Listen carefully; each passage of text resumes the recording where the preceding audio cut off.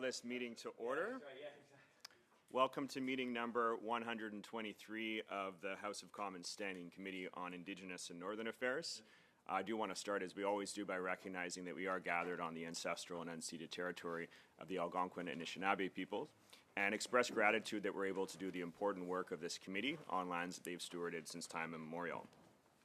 Pursuant to the order of reference of Wednesday, June 5th, 2024, the committee is resuming consideration of Bill C-61, an act respecting water, source water, drinking water, wastewater, and related infrastructure on First Nation lands. I would like to welcome our witnesses for our first panel. From the Assembly of First Nations, National Chief Cindy Woodhouse Nepinak. Alongside her is Christopher Rapson, Legal Counsel, and Irving LeBlanc, the former Director of Infrastructure and Safe Drinking Water. From the Assembly of Manitoba Chiefs, we have Chief Betsy Kennedy, Acting Grand Chief, who's joining us by video conference. From Cold Lake First Nations, Chief Kelsey Jacko. And from the Kahiwan Cree Nation, Chief Trevor John. So welcome, everybody. With that, you will each have 5 minutes for your opening statements, after which we will proceed with the rounds of questions. And we will start with the National Chief, Cindy Woodhouse. Mr. Chair. Something a little bit different because it is my first committee appearance as National Chief, and I'm going to ask for a couple of extra minutes for your time. And I know Creator gives us life today, all of us, to live, to breathe, and He's the one who provides us clean drinking water and clean source water. And I'm going to ask, I know Chief Kennedy's on the line, if I can please ask Chief Kennedy to start us off in a good way. Pray for this day for all of us, for our families. Thanksgiving is coming. And I'd like to ask her for that. I know that this is an important issue, but I ask for your time as we stand and we thank somebody above that's above us that helps us to be here today. Chief Kennedy?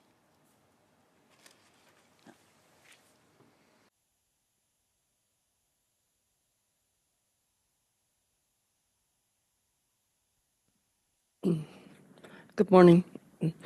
Thank you, National Chief. Thank you for this day, as it is really nice, and that our Creator is here to bring us together to save our communities, and that we are here to protect the lands that we live and continue with the help of our Creator, and that we ourselves help in preserving and continuing to do all that we can on Turtle Island. We ask you to protect and to help us, guide us in what we need to do and for our children and for our future. I'll say that. Amen. Like I said.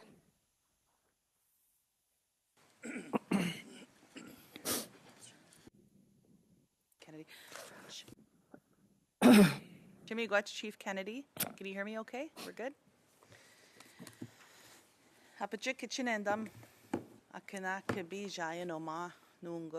It's so nice to see each and every one of you. For those of you that don't know me, I grew up on a small First Nation in Manitoba, about 2.5 hours drive from Winnipeg. And before we go on, though, I also want to acknowledge a colleague of mine that has since passed. Since we haven't met, but we're meeting for the first time today. So I thank you for all your work. But I want to acknowledge Grand Chief Merrick, and I want to thank Chief Kennedy for playing an important role during this transition time back at home. I also want to thank chiefs here for joining me, and colleagues and my staff from the Assembly of First Nations. I am the National Chief for the Assembly of First Nations, and I've been so for the last 10 months, and I look forward to working with all of you for the 3 years ahead, full 3 years ahead. I want to acknowledge that we are gathered here on the traditional, unceded, unsurrendered territory of the Algonquin people. I would also like to thank the committee for inviting me to speak on Bill C-61 on behalf of the Assembly of First Nations. The Assembly of First Nations has long advocated for funding and resources to address the water crises affecting First Nations. Historically, the federal government has failed First Nations by chronically underfunding drinking water and wastewater services, as well as implementing programs that have ignored First Nations rights and autonomy. On June 5th, the City of Calgary experienced a water main break, leading to a boil water advisory and conservation measures that dominated national headlines. This is in stark contrast with the media coverage of First Nations drinking water issues that have existed for decades. Compared to other Canadians, First Nations living on reserve are 90 times more likely to lack access to running water. For the past 3 decades, there have consistently been at least 100 long-term and short-term advisories in First Nations, with 30 long-term advisories still in effect.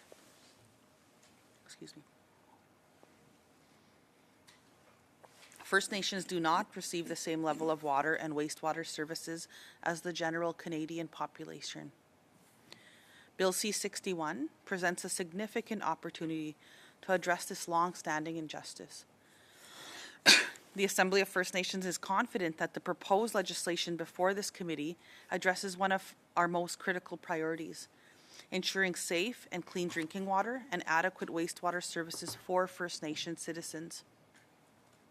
It is designed to address the long-standing water crises in First Nations communities across Canada and ensure meaningful change. The Assembly of First Nations has worked diligently to ensure the legislation contains the necessary minimum requirements as articulated by First Nations. The royal assent of Bill C-61 is a critical opportunity to address the issue and ensure First Nations have access to adequate drinking water and wastewater services and programs that respects their needs, rights, and self-determination. Bill C-61 was jointly discussed and developed between Indigenous Services Canada and the Assembly of First Nations. And I commend people like Joanne Wilkinson, Phil Fontaine, Chief Linda DeBossegay, who over few Christmases ago, over Christmas, everybody was resting, and they were there getting down to the work of this. So I lift them up in a good way. As well as, of course, we've got Irvin LeBlanc beside me. I thank you for your hard work and dedication to our people for many, many years. It marks a significant step forward in the recognition of the inherent rights of First Nations and their jurisdiction over critical matters. The current version of the proposed legislation has significant improvements to previous versions, and it reflects progress in addressing the critical components that were identified by the Assembly of First Nations during engagements held from 2019 to 2023. The proposed legislation provides recognition of First Nations' inherent right to self-government over source water. The Assembly of First Nations consistently advocated for the inclusion of source water protection that recognizes First Nations' inherent right to self-government over drinking water, wastewater, and associated infrastructure. We understand that a source-to-tap protection is the safest, most efficient, effective, accepted, and cost-effective approach to manage drinking water long-term. The proposed legislation has made efforts to address long-standing funding issues. Currently, funding to support the provision of water and wastewater services is determined through a fully discretionary approach by the Minister. Although we understand that including statutory funding transfers under the legislation would have provided assurances to First Nations, the proposed legislation commits to developing a funding mechanism in collaboration with First Nations for direct and long-term funding. Under this legislation, the Minister must consult and cooperate with First Nations to develop a funding framework that provides adequate funding and meets the actual cost needs of First Nations and ensures comparability with non-Indigenous communities. Strong wording will continue to protect First Nations and ensure that they receive the necessary funding they require for years to come. The proposed legislation includes important sections on standards. First Nations are entitled to water quality, water quantity, and wastewater effluent standards that meet or exceed the highest standards of other relevant Canadian jurisdictions to address the current federal regulatory void. Based on engagements held from 2019 to 23, the proposed legislation now specifies the standards applicable for water quality, quantity, and wastewater effluent for both public and private systems, based on assessment of all existing and potential future needs. It must protect and provides opportunity for First Nations to develop their own standards and address all their water needs, from domestic to institutional, commercial, and industrial demands that help First Nations grow. This is an important inclusion of First Nations governance resources and support in the proposed legislation. This includes a commitment to establishing a First Nations Water Commission to support the purpose and principles of the legislation. Under the legislation, the Minister will consult and cooperate with First Nations on the development of a terms of reference, a defined period for co-development, and a commitment to funding. It enables the creation of a First Nations governance institutions, which must be led by First Nations in their own ways and at their own pace. There is an important mechanism for transboundary agreement making. Although the Assembly of First Nations did not co-develop the language for the sections related to the protection zones, through its advocacy, the proposed legislation includes a provision for transboundary source water agreements, ensuring First Nations are involved in all agreements that affect them. Protecting source water that are often located off reserve is critical. These areas are within the traditional and ancestral territories of First Nations, where provinces and territories have extensive jurisdiction. Addressing on-reserve waters alone is insufficient. Source waters that provide drinking water for First Nations must also be protected. A key concern raised by First Nations is immunity and liability. The proposed legislation states that no employee or person hired by a First Nation can be held liable if they acted in good faith in their duties in the provision of water and wastewater services. A First Nation may still be held liable, and it's important to recognize that sufficient funding goes hand in hand with accepting liability. No First Nation is prepared to accept liability for an underfunded system.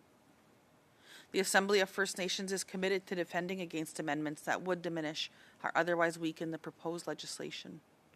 We must ensure this legislation is as strong as it can be, and to that end we are advancing amendments to improve the bill on protection zones, 2, standards such as the requirement that quantity of water would meet all needs, including agriculture, fire protection, industrial, commercial, etc.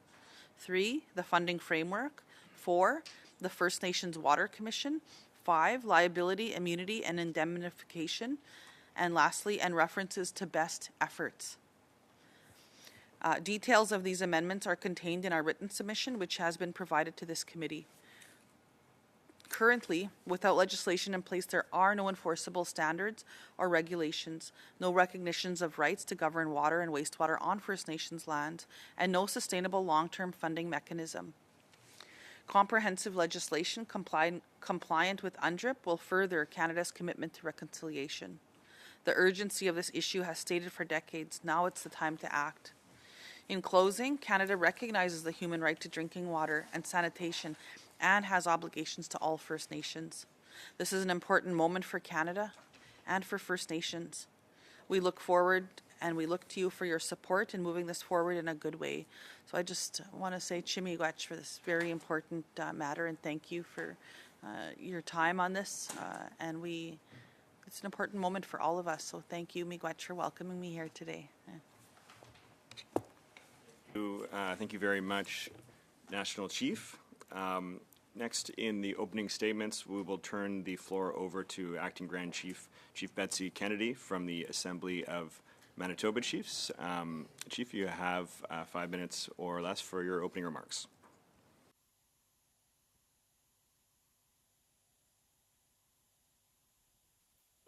Good morning. Thank you. I want to thank the Standing Committee on Indigenous and Northern Affairs for the opportunity to speak with you today on Bill C-61. I am Chief of War Lake First Nation and appearing before you acting as the Acting Grand Chief of the Assembly of Manitoba Chiefs. I would like to begin my remarks by explaining the significance of water crisis for our First Nations in Manitoba. As we all know, lack of access to drinking water has devastating effects on our health. Some, however, may be less familiar with the host of the adverse effects of well-being. Many of our children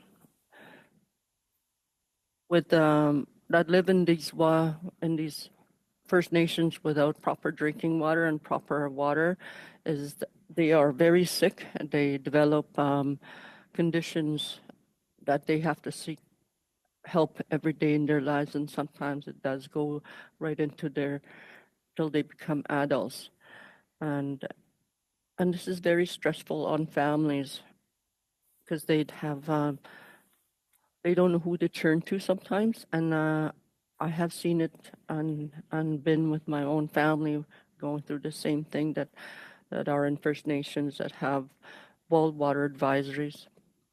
I want to state also that we support Shamattawa and their concerns with the drinking water, and that we should have access to drinking water as everyone else that has drinking water across Canada,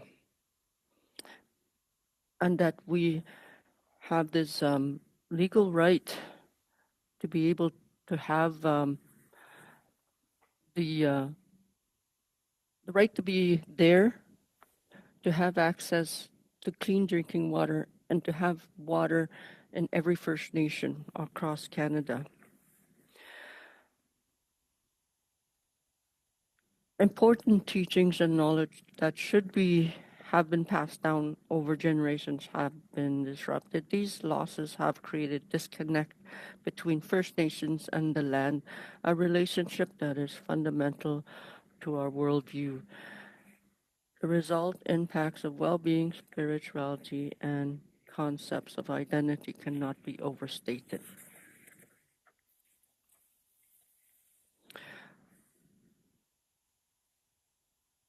On the foundation of this knowledge, I want to express concerns on how this bill impacts First Nations' right to self-determination.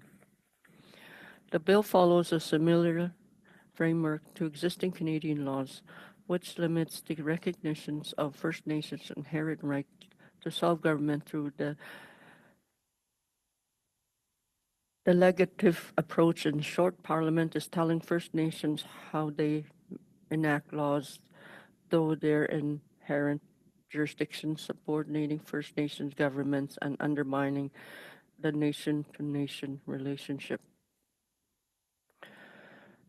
The AMC rejects the notion that First Nations jurisdiction and lawmaking authority is contingent on federal legislation.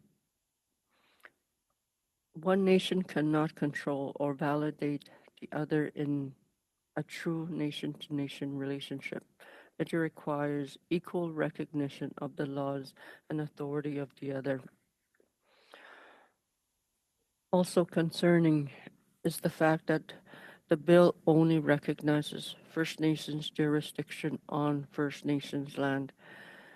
If the water is stagnant and does not flow from one jurisdiction to another.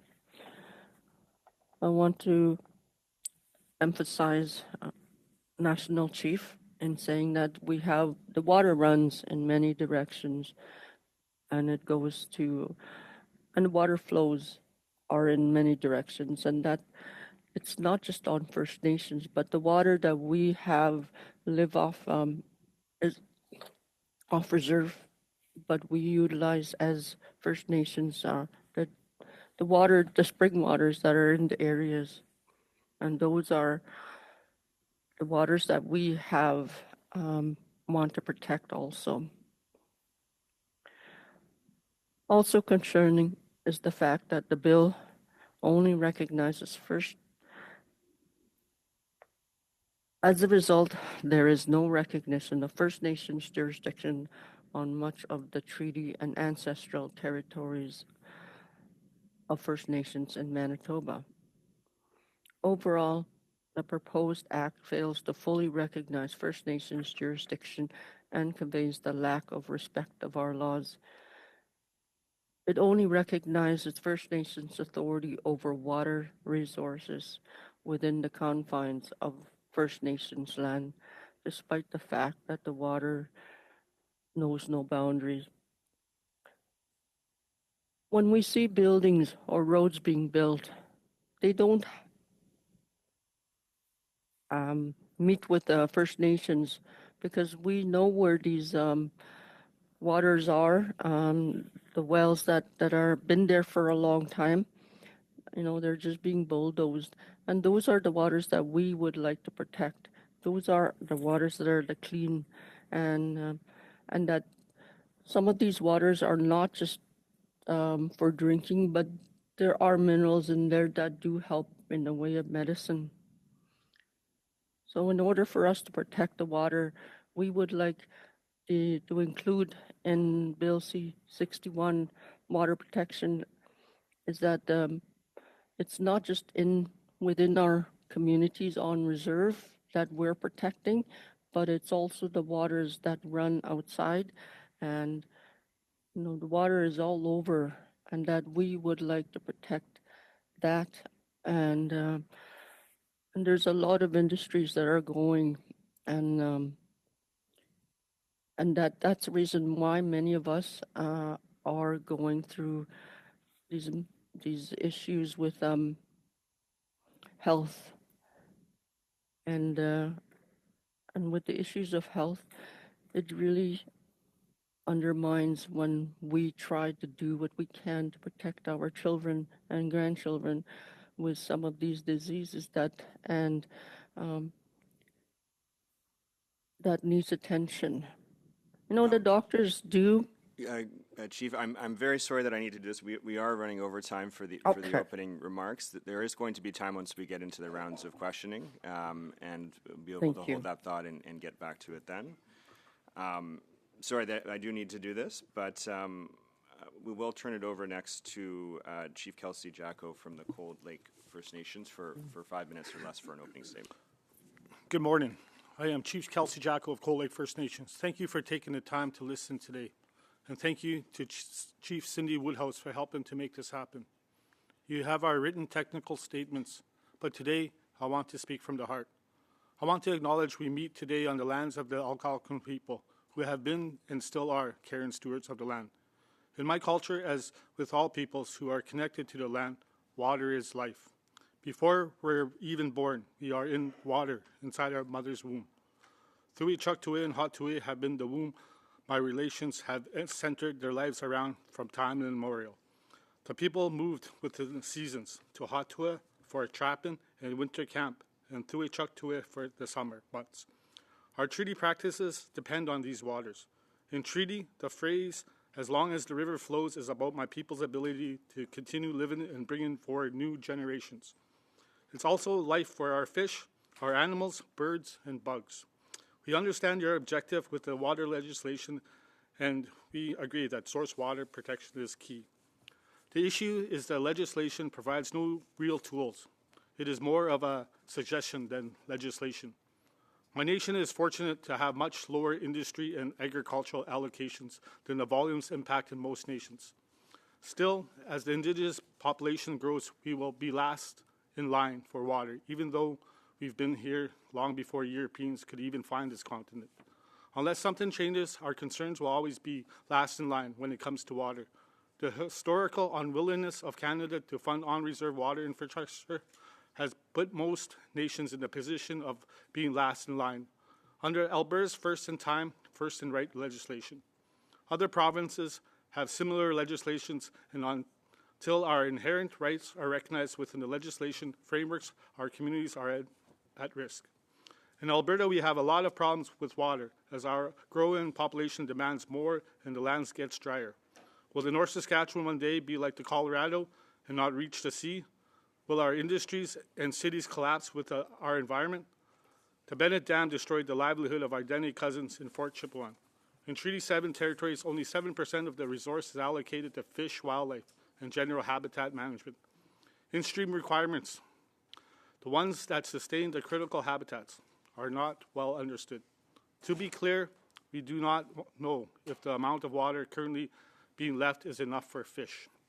We certainly don't know the appropriate amounts for wetlands and the aquifers that support them. And by we, I mean humanity. Today we have provinces, regulators, and industry working to release oil sands water into the river, or releasing it by accident. And they're lying about it, as with Curl. We know Canada is working with industry on slow release, but this isn't the way. They said they could clean it, and they should. Instead, they hold it hostage. In my area, we see our water lines being built to suck large volumes of water out of our lake for industrial and domestic use. This year, the lake was so low that the water withdrawals had to be suspended, and the place where our kids learned to kayak and canoe had 50 meters more beach. This means industry just switches to groundwater, but these aquifers have fallen as much as 30 meters because of oil sands use. The AER lets companies pollute shallow groundwater so as long as it stays on lease. These companies can just leave, but my people will be here forever, bringing forward new generations. The watersheds we depend on flows right through Cold Lake Air Weapons Range, draining from Alberta and Saskatchewan. So we will have to deal with 3 governments. And I will say that both DND and Saskatchewan have both been supportive efforts to expand protection of the land base. Parks Canada is working with us on creating an ecological corridor that will protect the largest river flowing into our lake. But generally, we know that climate change is going to bring more low water years, and no one seems interested in the kind of monitoring and management required for sustainability. We acknowledge that the legislation is a sincere attempt to move forward on a complicated issue, but we need to see it provide more actionable solutions, tools that we can use. At the regulatory level, the majority of the consideration surrounding water is for use. Consideration for the environmental impacts of lowered water tables and in-stream availability comes dead last. This is not a way to uphold treaty. CFLN belongs to a regional utility board that is a partnership between my nation and our immediate neighbors. Many of these neighbors draw their water from Cold Lake. We are doing our best to work together to manage local resources. However, Alberta won't even share the key performance indicators it uses to ensure that water allocations are sustainable. The Alberta government has demonstrated they are unwilling to enforce water rationing on industry, even in times of crisis. What makes Canada think they will work with us on prevention?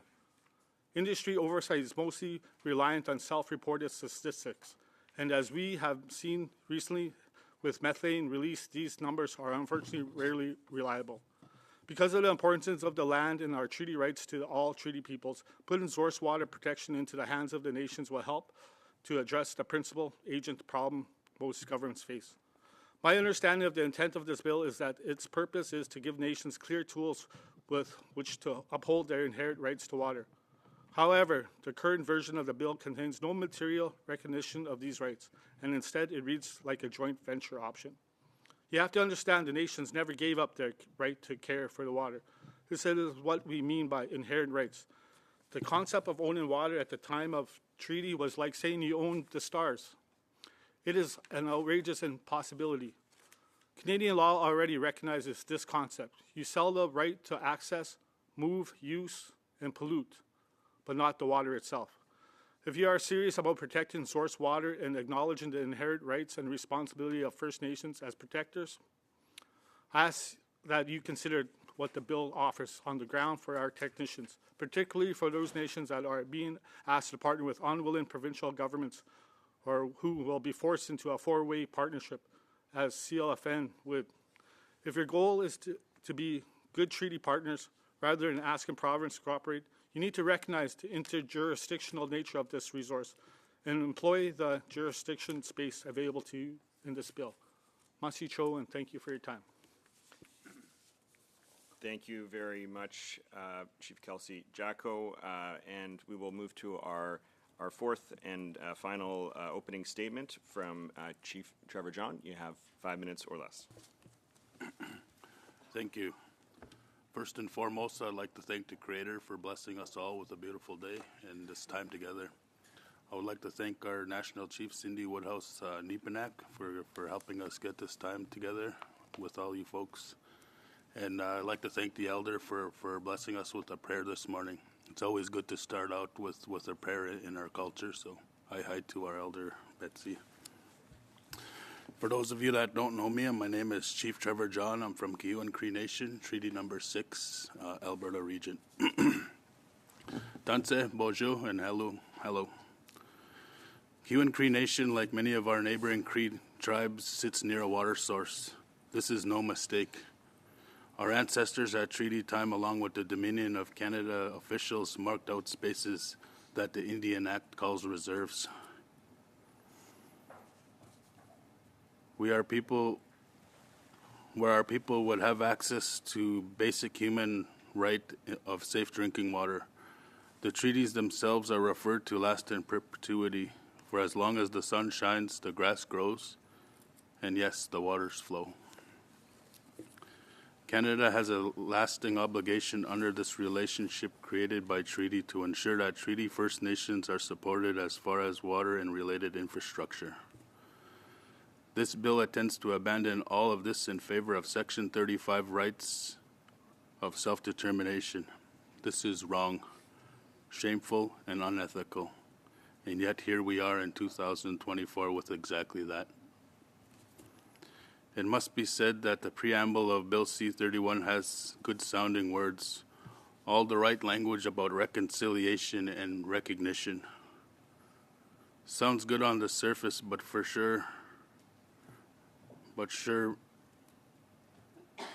it doesn't bind Canada or Alberta to ensure that the long-standing issue does what the intent of the preamble is, that it is to ensure safe and viable water and water infrastructure beyond best efforts. If this bill goes forward, we feel that it will not be linked to treaty-based implementation, planning objectives, or milestones. Bill C-61 looks like lip services to a nice future, but does not meet the reality we have with the province of Alberta. This bill does not guarantee that Alberta, and based on our extensive experience with Alberta, there is no current recognition or relationship that enables us to ensure our peoples have sustainable infrastructure. C-61 says, an act regarding water, source water, wastewater, and related infrastructure on First Nation lands. Inside the bill it says, in, on, and under the First Nations lands.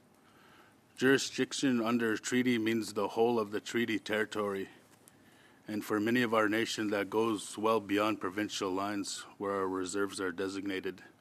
This is what needs reconciliation if the bill is to mean anything. Canada's Declaration Action states a commitment to honorably implement historic and modern treaties consistent with Article 37 of the United Nations Declaration. Bill C-61 in Canada's processes to discuss it needs to work on it through this. As a chief of my nation, this is not honorable on the UN Declaration commitment, and this bill will, like those that came before it, will fail us. Bill C-61 provides Treaty First Nations with no assurance for improving water health and meeting current or growing water infrastructure needs. It contains significant loopholes for Canada to delay implementation and decisions on commitments to providing funding for addressing long-standing needs. It does not contemplate binding obligations to ensure adequate or consistent resourcing for needs and how those real needs could change over time considering climate change and other related impacts. The bill says Canada will use best efforts to ensure access to clean and safe drinking water on reserves. But this is not binding, with no clear implementation plan that considers actual and full costs according to those needs. Then we are setting the stage for new challenges for the next generations, and this is not acceptable. Canada often talks about a whole government approach in relation to reconciliation. On water, the potential of this is something that could be supported of a treaty bilateral approach. But instead, Canada this summer, through an order in council, gave permission to Alberta, Saskatchewan, and Manitoba provincial governments to reapportion water for their purposes without a single interaction with our governments. This is not a good start for us to feel any assurance that best efforts language will help us as our needs for water and related infrastructure will be prioritized. Since 2019, Canada has indicated it would be gradually transferring all programs and services to willing First Nations. They are using comparability standards that is provincial standards, and in implementation of the transfer of responsibility, and are calling that self-determination. It seems to us as treaty leaders that Canada through ISK is trying to do is to leave its legal obligation because they know what we know, because we have told them that the infrastructure gap in our nations is much larger than what AFN has told them. So today I'm asking on behalf of my peoples is that Canada gets real and works with us to address the actual needs it's responsible for under treaty. As we have told the ministers, treaty means good faith dealing to address the actual water and infrastructure needs of the nations and ensure Bill C-61 is amended to address those needs as promised under the treaty relationship. Acceptama, hi hi. Very much, Chief. With that, we are going to go into our first round of questions. I am going to be reducing a little bit because I do want to get a chance to go through 2 rounds. So we'll go for 5 minutes for each of for the first round here. So starting with the Conservative Party and Mr. Malil, you have 5 minutes. Chair, and I want to thank all of the individuals for joining us to talk about this important legislation. I do want to talk about, I do want to start by also offering my condolences to Chief Kennedy on the passing of Grand Chief Merrick. I know it came as a shock for many people right across the country, including myself. I was actually planning to meet with her just around that time, so it came as quite a shock. And I want to thank you for your work here in the interim, for being here to ensure that the Assembly of Manitoba Chiefs does have a voice during this important discussion. And I'll start with you, if I can, Chief Kennedy. I'm curious if you can describe the Assembly of Manitoba Chiefs' involvement during the consultation process and the development of this bill.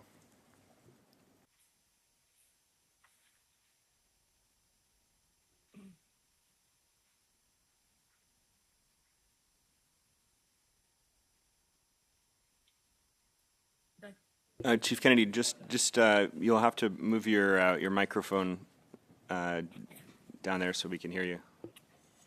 Thank you. Thank you. AMC developed a proposed draft of First Nations water strategy in 2013 through a process that enabled First Nations in Manitoba to come together and express their views and share their knowledge. This draft outlines key issues and actions related to water rights, access, protection, and management that could be built upon the context of Bill C-61. Thank you. Thank you very much. I appreciate that. And I want to ask National Chief, we've heard from officials at ISC and witnesses here at the committee that the government has incorporated direct feedback from First Nations in the development of this bill. Can you give any examples of direct feedback from AFN that has been incorporated into C-61? For that, please, because they went through the notes thoroughly. Thank you. Thank you. Thank you, and good morning to the committee. So one of the key examples of feedback from the AFN and from First Nations that has been incorporated by the government in the draft bill is the protection of source water. That's really, I think, the key example. And that's done through a number of mechanisms, but that's really the key change, I think, from earlier drafts that reflected input from First Nations and from the Assembly of First Nations. I appreciate that as well. Thank you. And I do want to come back to National Chief or whoever will be answering, because you did mention some amendments and one around protection zones as well. And I know that there is a brief, but for the committee and for those who may be watching, would you be able to describe in more detail what the amendment around protection zones will be coming from AFN?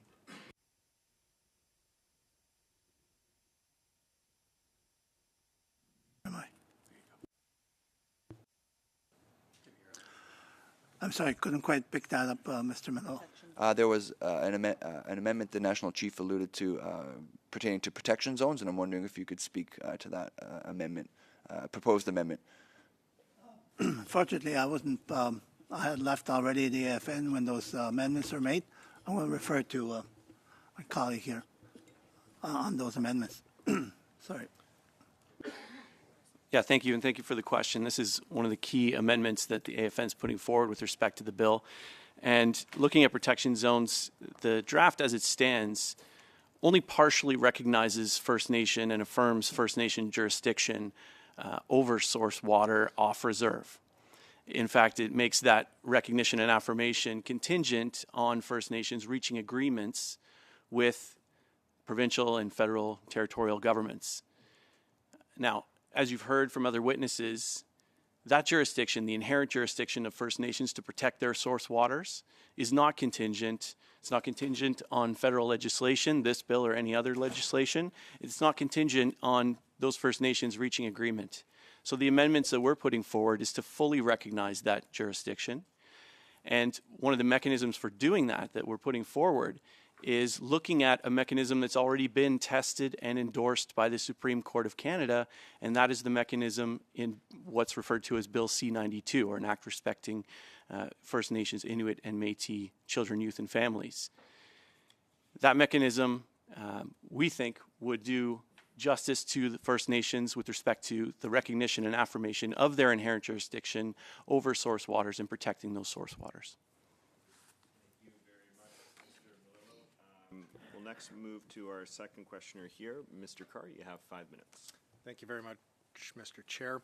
I want to begin just briefly on two personal notes, echo some sentiments that have been shared already. So to Grand Chief Kennedy, it's a pleasure to be with you here this morning as the sole Manitoba representative around the table.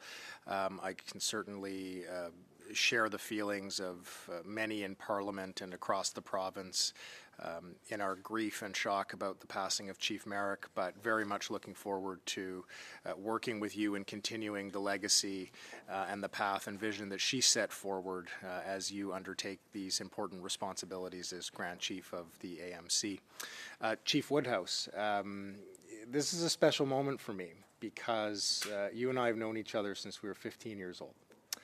And I have seen you work hard and grow into an inspiring and meaningful leader.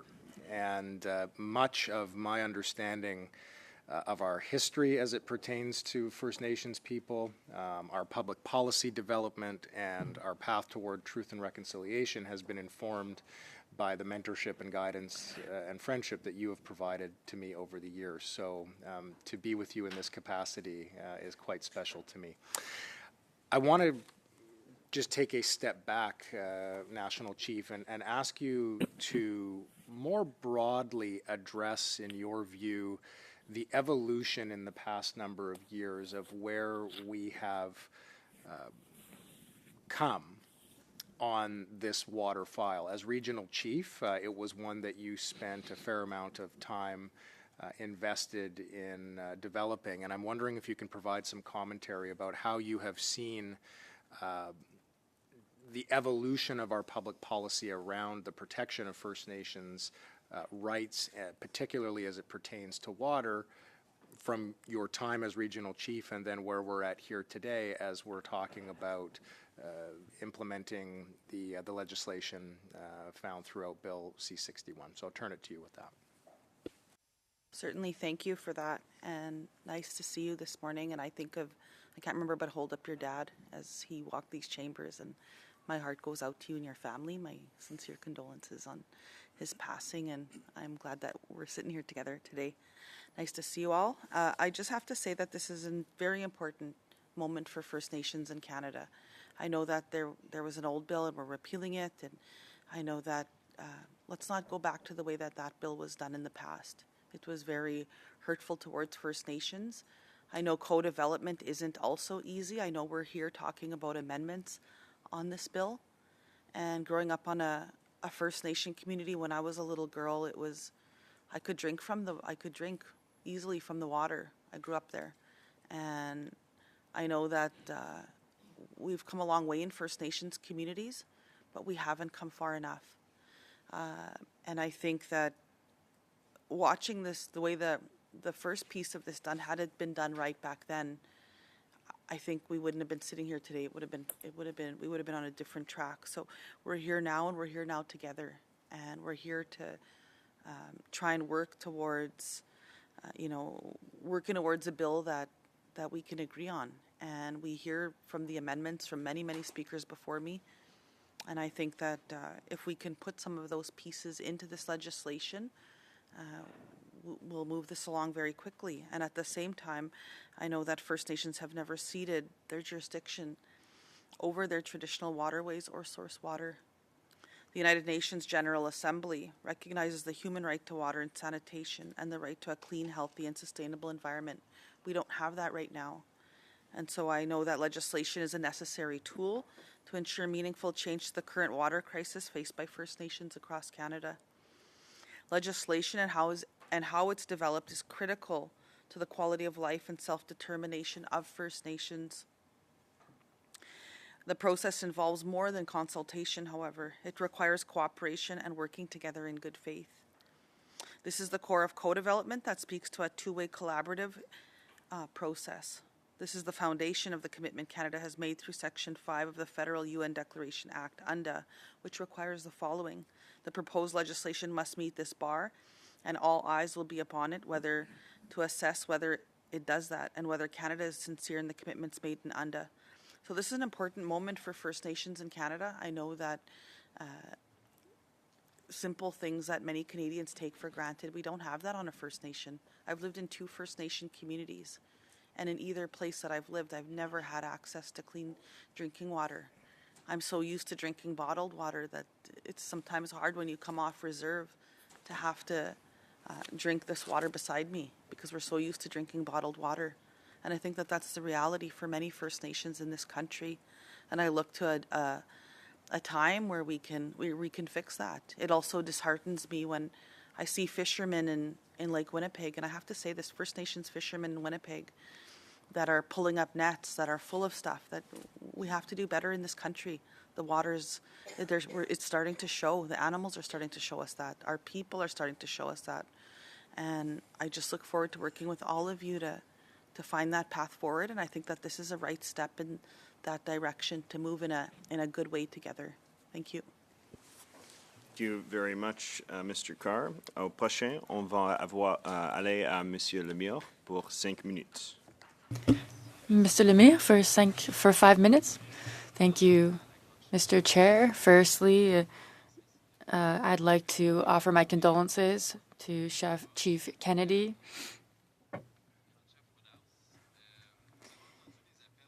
Chief Woodhouse, we've heard several Indigenous organizations say that they're looking for changes to strengthen the bill and to ensure that their treaty lands not be harmed or pushed back because of this act.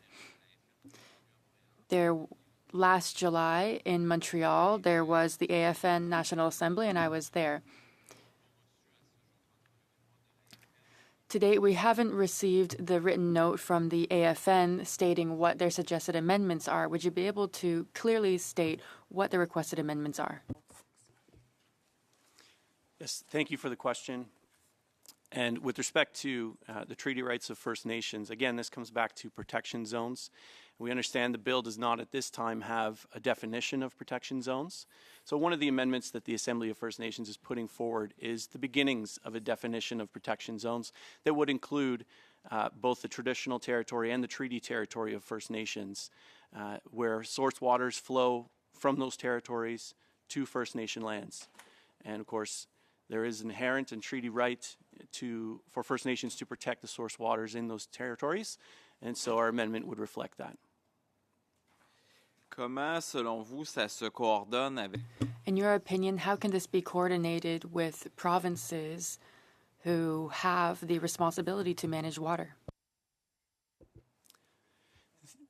Thank you, National Chief. And thank you again for that question. And this comes back to the mechanism that I referred to earlier, and that's a mechanism that's already been, as I said, tested and endorsed by the Supreme Court of Canada with respect to the coordination and application of laws in places where there is overlapping jurisdiction.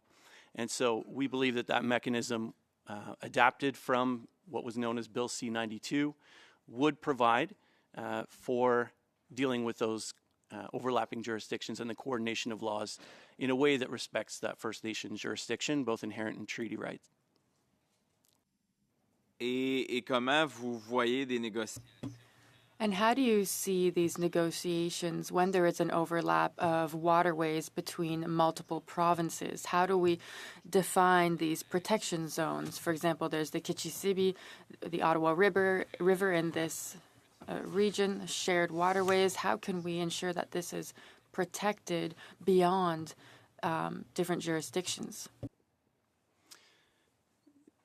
So it is about coordination. We live in a country of cooperative federalism, and that requires that provinces, the federal government, and First Nations be at the table to discuss and negotiate where jurisdiction overlaps. Unfortunately, if one of those parties chooses not to come to the table or refuses to enter into an agreement, that can obviously stall the negotiations and leave us in a deadlock or a stalemate. That can't be allowed. We can't be frustrating First Nations jurisdiction in those circumstances. It is inherent. It does come before other jurisdictions and should be given the force of federal law, and therefore paramountcy over provincial laws where provincial governments refuse to enter into such coordination agreements. Dans un esprit, évidemment, de dialogue. So we're looking to have open dialogue between nations, and I would ask the AFN to make their documents available in French, because then it will be easier for French-speaking communities to be able to know what they're sharing. And of course, this is much needed in Quebec. So in the introduction of the bill, what could we add to this? I think that it's been established that we could make it stronger. For example, to recognize the importance of treaty rights and reconciliation and productive partnership.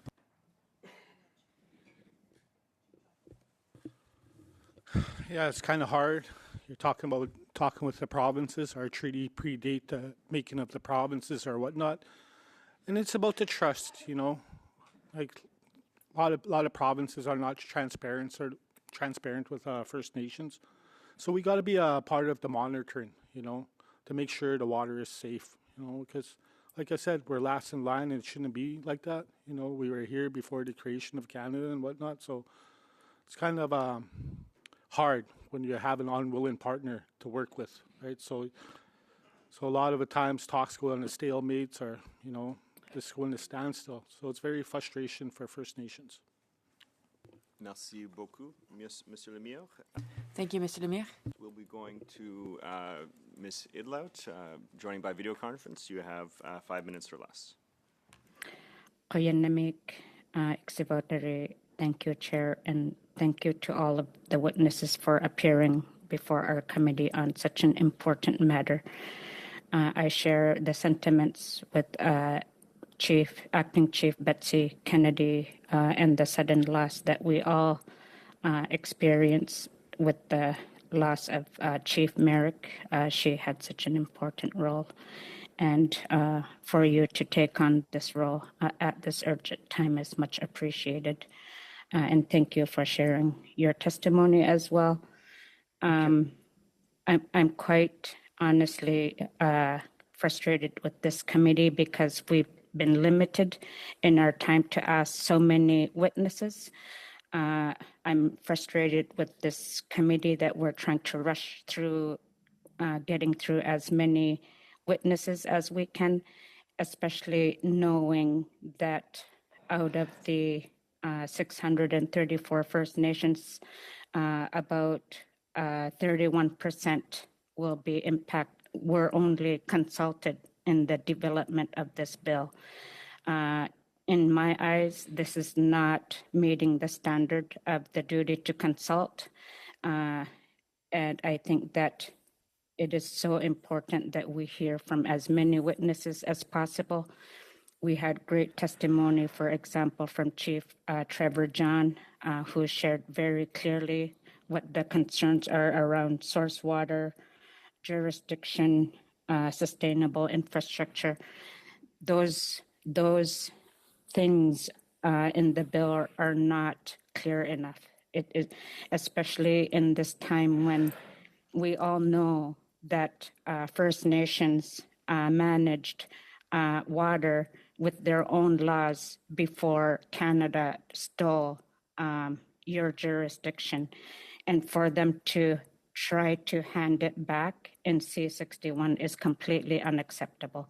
We need to do a better job of ensuring that First Nations treaties are being implemented, that First Nations human right to water is being upheld, and we're not seeing that in C-61. I'm going to ask very quickly to Chief Cindy Woodhouse. Nepinak, congratulations on becoming the National Chief for the Assembly of First Nations. I wanted to point to the federal court case with Shamattawa First Nations, where the federal lawyer, Scott Farlinger, was at first acknowledged that there's been a historic underinvestment in First Nations water, but also sharing his argument that, quote, everything is better now. Can you respond to that, please, Chief Woodhouse? Oh, thank you, and thank you. Absolutely, we stand with Shamattawa. I grew up the way that I feel for the people up there, and I invite this entire committee and Canada to really look and come and visit our communities and see the reality of what our First Nations face day to day with basic human rights like access to drinking water and source water. And sometimes you go up to these communities and you come back down and you realize the disparity that many of our First Nations are facing. And so this country has a lot to answer for of what we've been through for the past 150 years. I know that that's not what, as we hear about the relationship between First Nations and the rest of this country, I'm glad that we're finally here having these really difficult discussions with each other. They're not always easy, but they're absolutely necessary, even when it comes to things like safe drinking water and sanitation. I know that there's a lot to work through, and I know that this is a really tough issue, and my heart goes out to Shamattawa First Nation. And Canada, you have to right that wrong with Shamattawa First Nation. We can't leave them hanging. And for the lawyers, for the minister, and I'm glad for her comments on water and trying to work that way. But the Department of Justice lawyers to go out and say the statements that they're making. The right hand needs to know what the left hand is doing when you're going out there and speaking to my people, speaking to First Nations. You can't say one thing on one hand and then have your lawyers coming to say something else on a legal way. So the political way, yes, okay, there's that will. I'm glad you're all here today. I commend all of you for sitting here with us. But at the same time, when your lawyers who are writing all these laws, and that's where the mistrust comes from us, is because these lawyers are there and then they go into court and they say stupid things like that to First Nations. And they make us feel like, well, I thought we were making progress. And then it's kind of hard as National Chief. You hear that the day before, and I'm glad that we're working on this legislation trying to co-develop and work through some of these pieces together. But we really have to work stronger together. Obviously, you're seeing the cracks in it even before this committee had happened this morning. And like I said, my heart goes out to the Shamattawa First Nation and Canada. Right that wrong with them. Thank you. Thank you so much. My next question is Sid Louts, to... I'm going to have to cut you off there. Apologies to do this, but we are over time. But you will have another opportunity to ask a question. So we are going to move into the second round of questioning. I'm going to cut it in half. I just want to make sure that everybody has an opportunity to have another intervention here. I'll be going to Mr. Shields for 2.5 minutes. Mr. Chair, and thank you for the witnesses being here, and thank you for that statement about despite the ministers publicly acknowledging federal responsibility for water crisis, they continue to support completely contrary position in court. That came from Manitoba Federation yesterday. Appreciate that. When I look at this legislation, I see the Canadian government, the provincial government, the Canadian Water Commission, and the Indigenous Water Commission. No matter what you say with this legislation, we're not going to fix the water crisis tomorrow. We're going to be in court for years. You know that. So if this legislation says we empower the government to build water treatment plants in cooperation with every nation in the country starting tomorrow, we set up regional training centers with support staff to train water treatment people that are available 24/7. If we set up a system where supplies for those water treatment plants are available just like emergency transfer for health is, so that you have a fly-in plane to bring a part to you immediately. If we had legislation that said that, we could start fixing those problems quickly. This legislation tells me we're going to be in court and tied up for years, and you're not going to get clean drinking water for years. We need to change legislation, so we're doing action now. This legislation doesn't do it. It's going to tie us up in court for years across many jurisdictions. I want the water fixed now. Don't you? Yeah. This legislation isn't going to do it.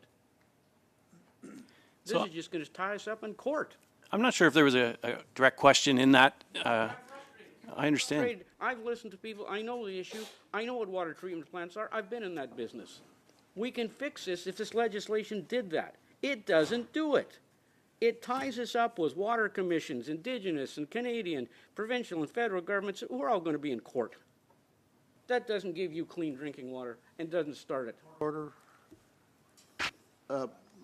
Point of order, Mr. McLeod. Yeah, Mr. Chairman, I know Martin is excited and is on a roll, but he's not speaking to the mic, so people like me that have hearing issues, it's hard to follow. I think I was pretty clear. I'm very frustrated. I'm frustrated with legislation that I believe is just going to end up in court, fighting jurisdiction and jurisdiction and jurisdiction. And people, there isn't a process in this legislation that allows for it to move forward, to start building water treatment plants, training staff, having equipment ready, parts delivered. That's what needs to be done. This legislation is just going to set up court action, disputes, years of legal wrangling. I want to see something happen so she can drink clean water out of a tap, so you can wash your kids in a bathtub in your community and not fear that they're going to die from some cancer-related issue. That's what we need to fix. Thank you very much, Mr. Shields. Thank you. I'm just going to say something on that, and I'm going to give you both heck, right? Because the Liberals and the Conservatives had a 2013 bill that we had to repeal, and that's why we're here. So we're trying to fix that through this. I know that we have a long way to go, but I think you're both at fault. I'm just gonna, and if I can, my knowledge keeper here has been in First Nations working for us for his entire life, and so I'd like to give him the honor and respect for him to say a few words. Thank you, National Chief. Chair, I've been at this for quite a while, as National Chief says, since 2006, and before that with Chiefs of Ontario on the Walkerton tragedy. During my time at the AFN, we had the opportunity to meet with the former Minister Prentice, bless his soul, and when he was quizzed on what it will take to sort out this problem, and he said it's a matter of money, and that's all it is. It's a matter of money and will of the government to put their will and efforts into addressing what you just mentioned, Mr. Shields. Thank you. Thank you very much, Mr. Shields. Next, we will be going to Ms. Atwin for 2.5 minutes. Thank you very much, Mr. Chair. And I know we're very limited on time. There's so much that I could say, but I want to hear the voices of Indigenous peoples. I want to hear the voices of our leadership who are here today, and it's amazing to have your testimony. So really quickly, I'll jump right in. National Chief, you've been involved with from the very beginning of this bill. How did the AFN approach developing and structuring that engagement process? We've heard a lot of that consultation, some that are feeling left out. Can you speak about what that process looked like? Absolutely. Thank you for that. I know that we had seen that there was a huge gap in this country, of course, and I know that these discussions aren't always tough to have, but I have to say that I commend many of the technicians, the Assembly of First Nations staff, the chiefs for giving a mandate. Our chiefs come through our assemblies, they tell us what they wish, and we're bringing that forward today in a good way. But certainly they've called on us for many, many years to try and to repeal some of that, and to make sure that there's something protecting us. As we see right now, I know that there's so much dumping going on into waters from everybody. Every industry is at fault, right? We're all at fault, each and every one of us. And we don't look at our carbon footprint half the time, myself included. And I know that we have to do something. And so I commend the bureaucrats and many of the people around this table that had committed to trying to work through this. And I ask for you to really seriously consider the amendments from the Assembly of First Nations to this bill, and let's move forward very quickly so that we can get to royal assent. And I think that we all know that there's always a ticking every day, right? Every day we have time to breathe, time to do this work while we're here. And let's make it better so that our children don't have to be sitting here talking about this same issue, and that we're protecting ourselves for the next generations to come. And I think that the way that it is right now, when you see gallons and gallons of raw sewage being dumped into rivers and chemicals being dumped into our rivers and lakes, what are we doing to ourselves? There is no planet B, and there is no extra water somewhere. We have most of it here in our beautiful country. Let's work on it and keep it together. And I'll stay there. I don't know if my knowledge keeper wants to say anything else. But Thank you, National Chief. Chair, I'll just be very quick. Just on that, more on the technical issue. The actual process was that we did, with the AFN, we did cross-country engagements in every region. And we met with First Nations technicians and others, and that resulted in documents distilled 26 conceptual points. Well, we heard across the country, and those were distilled into the 6 critical points that were mentioned, that National Chief mentioned at the start, including liability, funding, and source water protection. So that was the process, and we at the time. AFN did their due diligence and got the input from every region. And again, that's true direction from resolution from the Chiefs and Assembly. Thank you. Thank you very much, Ms. Atwin. À ce moment, on va aller à Monsieur Lemire. Now we'll go to Mr. Lemire for a minute and a half, so very brief. Thank you, Mr. Chair. Ms. Woodhouse, Grand Chief, would you support banning nuclear waste plants next to the Kichisibi, next to the Ottawa River? What's clear is that for First Nations and Anishinaabe, they would not like to see this happen. What's your opinion? Absolutely. I mean, why would you want to put nuclear waste by source water or by water that we're all going to have to drink and that our grandchildren are going to have to drink from? So absolutely. Thank you. Parce que c'est le défi pour nous dans l'Est. Because in Eastern Quebec, especially for us, it's a challenge because, it's similar to the issue of oil in the West. You said that provinces need to negotiate in good faith and need to be clear on protection zones. How can we protect surface water that is used for more than 4 million people, all the while respecting the cultural practices on these lands? Because oftentimes we're letting the industries do what they want and we're not preventing them from accessing this drinking water. And then that has an effect on the quality of this drinking water.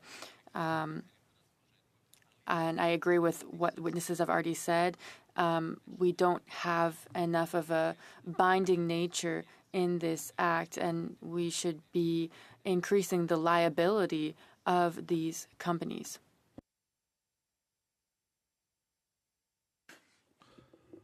Yeah,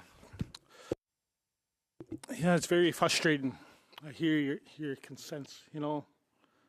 like liability and whatnot. You know, the science is not absolute.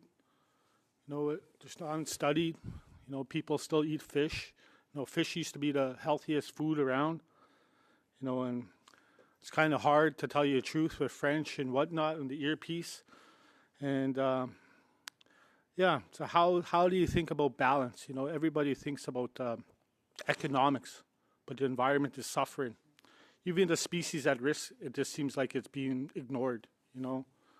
It just seems like economics trumps the environment, you know, and where are we going down the road, you know, like, it's hard, you know, we're frustrated. You know, even about, yeah, we don't even have a seat at the table when we talk about these talks, right? And when you talk about droughts, we're considered others.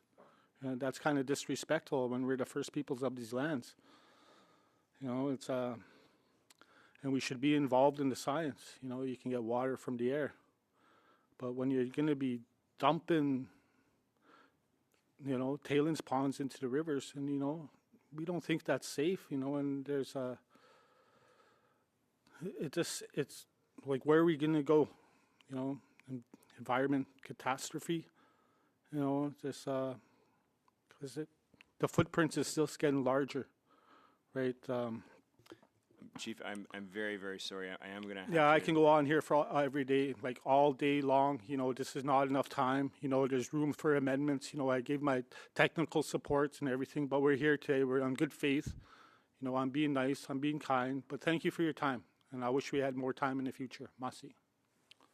Miigwech. Beaucoup, Monsieur Lemire. Thank you, Mr. Lemire. Go back to Ms. Idlout for just a minute and a half here. Thank you, and I share your frustration with the lack of time being given to ask questions to our witnesses. I wish we had a better process. I think that we can do a lot better as a committee. My question will be to the legal counsel, Christopher Rapson. Knowing that treaties are not being implemented to their fullest with First Nations, knowing that Canada has ratified multiple international instruments related to the human right to water, can you share us how this government, how do you as a lawyer reconcile the statement of defense in the Shamattawa case? And I'll quote what they said in their statement of defense. Canada does not owe any legal obligations or duties to operate and maintain the plaintiff's water systems regarding the Shamattawa First Nations. Can you respond to that, please? Yes, absolutely, and thank you for the question. Of course, the Assembly of First Nations would disagree with that legal position taken by Department of Justice lawyers in the Shamattawa case. We support Shamattawa in their class action. And of course, we believe that Canada does have that legal obligation. We believe it's rooted in the Constitution, it's rooted in treaty, and certainly Canada has adopted those instruments of human rights, international human rights. The DOJ position stated in that case does not align with those laws. And this is all the more reason why we need this bill. We need this bill to make clear, without best efforts, because of course First Nations cannot rely on the best efforts of federal governments. We need firm commitments to make it crystal clear to DOJ lawyers and to everyone else that Canada does bear that legal obligation. That's how I would respond. Thank you very much, Ms. Idlout. Next, for 2.5 minutes, we'll be moving to Mr. Melillo. Yes. Okay. We do have a little. Thank you, Mr. Chair. I did not know we had another round, so I appreciate the opportunity to ask a couple more questions here. Just think of where I was leaving off. We were speaking of the amendments being put forward, and I appreciate everyone having those discussions. I'll maybe go to Chief John and then Chief Jacko. I'll ask for you both to comment on this about the consultation process and how this has played out. We've heard, I think, some varying things depending on who has been speaking. Obviously, there has been some involvement of First Nations, but as the NDP member also alluded to, the overall consultation has been a very small number of the overall First Nations across the country. So I'm wondering if you could speak to what input in the development process your nation had. Chief John, then Chief Jack. Sorry. Yeah, it's kind of very frustrating because we said zero input, no consultation on the making of this bill. I share the sentiment of the chief of Mikisew. You know, when he talks about water, nobody talks about water except my nation. You know, the water is the spirit of my life. And, you know, we have to deal with Alberta, you know. We need a seat at the table. You know, our words are being unheard, you know, like how do we deal with the Alberta government when all our lakes are poisonous? Like when I was young, I'd be able to drink water from everywhere, right? Like Cold Lake is only 2 source water left in Alberta. You know, it's a very pristine lake, and I hope to keep it that way. But we know we need input on this. We need a seat at the table. You know, when you're talking about treaty rights, impacting, because everything comes from water, you know, source water. You know, what the animals going to eat? Biodiversity is changing. You know, where's the mechanic? Where's the, you know, it's just frustrating. You talk about consultation, we had zero input on making of this bill, you know, and it should change. Like we're here today talking about amendments. My technicians already gave input, so, you know, you need a seat at the table. You know, we're already in court. You know, why can't we solve these issues? We should be at the table right from the start when you're talking about water. Like when we're all born, we come from water. Water is life. So things have to be changed. So I'll just leave it at that before you cut me off. Masi. Mr. Melillo, and our final questioner here, I'll turn the floor over to Mr. Batiste for 2.5 minutes or less. Thank you, Mr. Chair, and thank you for the testimony, Chiefs and National Chief. It's really good to see you and hear from you today. You know, we've seen throughout the history of Canada a lot of environmental racism in terms of communities, First Nations communities being impacted by corporations, by provincial orders, you know, by a lot of different things. I'm wondering if you could speak a little bit about, I know some of the communities that are impacted by this and how not only this legislation, but the environmental racism legislation that we put forth can help address some of the problems, but also some of the problems that are outstanding.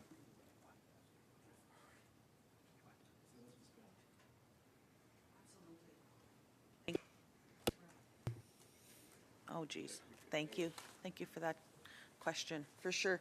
Well, I think, you know, Bill C-61, we have many areas that the AFN and First Nations across Canada have consistently advocated for, the recognition of the inherent rights over source water.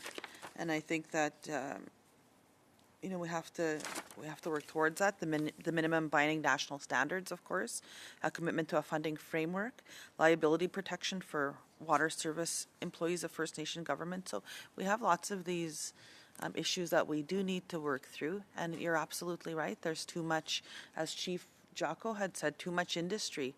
What trumps that, the environment or industry? And we're not in balance, my friends. We know that. And I think that as we're working through this very important moment in the history of our people, that we get this right, and that we work together, and that we get this right. So you've heard from many of us today, and you've heard from our experts. We've submitted our written submission already, I'm sure. Yeah, so we've submitted our written submission, and I think that we urge all of you to read through that and take into strong consideration AFN's position with our amendments, and let's make this right and get this right once and for all, and move this very quickly. We don't have time to wait, and the planet is waiting for us. First Nations are waiting for clean drinking water every single day, and that's unacceptable. So I urge you all to, let's get down to business, and I look to the staff in the back. Thank you for your commitment as well, and let's get this right, and let's get this to royal assent with the amendments. Thank you. Thank you very much, Mr. Batiste, and that will conclude our first panel. I want to. There's one last comment, and it's there's a parallel process going on in the Environment Committee, and that's the Canada Water Agency and the modernization of the Canada Water Act. Those go hand in hand with the development of this water legislation. It has a direct impact on what comes out of those. The health of the fresh waters is going to be addressed in the protection zones issue. So those go really hand in hand with each other. So thank you. Thank you very much Hello. for that clarification. I just want to add, thank you all for acknowledging our loss in Manitoba with the passing of late Grand Chief Kathy Merrick, and that she has been very supportive of what we are doing in the way of protecting our waters. I just want to add also that in 2008, AMC had brought a resolution in Canada's proposed drinking water legislation, and I want to be able to send that to the committee and take a look at it, because this has been a concern for quite some time. I've been chief since 2006, and the water situation has been the same, if not has not changed at all, and which is reason why we are here and trying to protect our First Nations. And thank you for listening.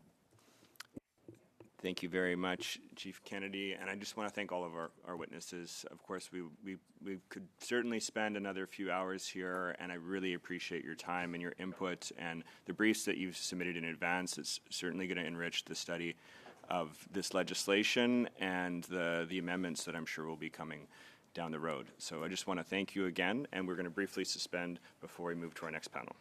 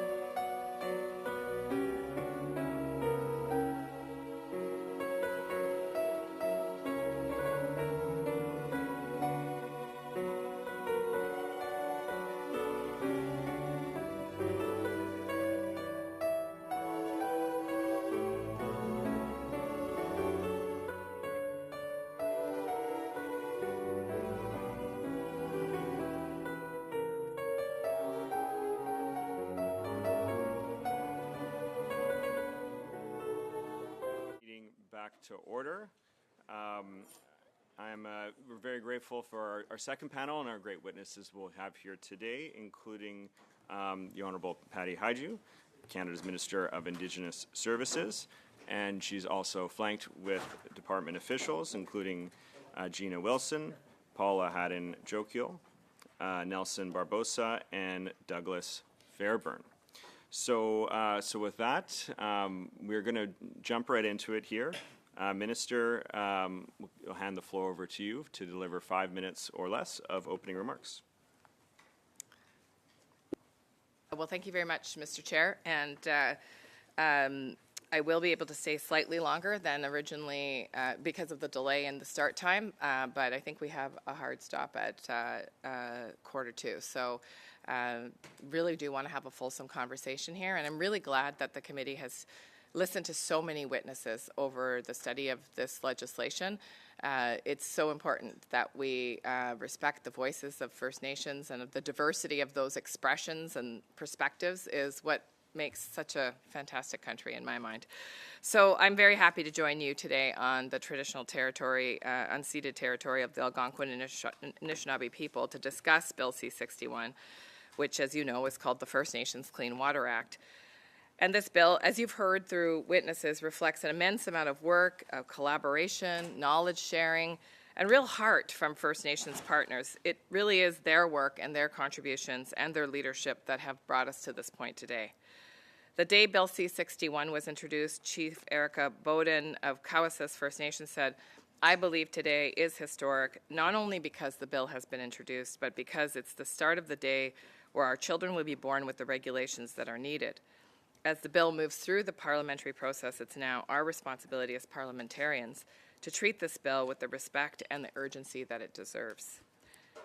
I agree with everyone that it is unacceptable that there are First Nations communities that do not have safe and clean drinking water, and that's what led to the promise to end long-term drinking water advisories that was made in 2015, and we have made significant progress. In fact, I'm pleased to share that just yesterday, Fort Severn First Nation lifted their long-term drinking water advisory.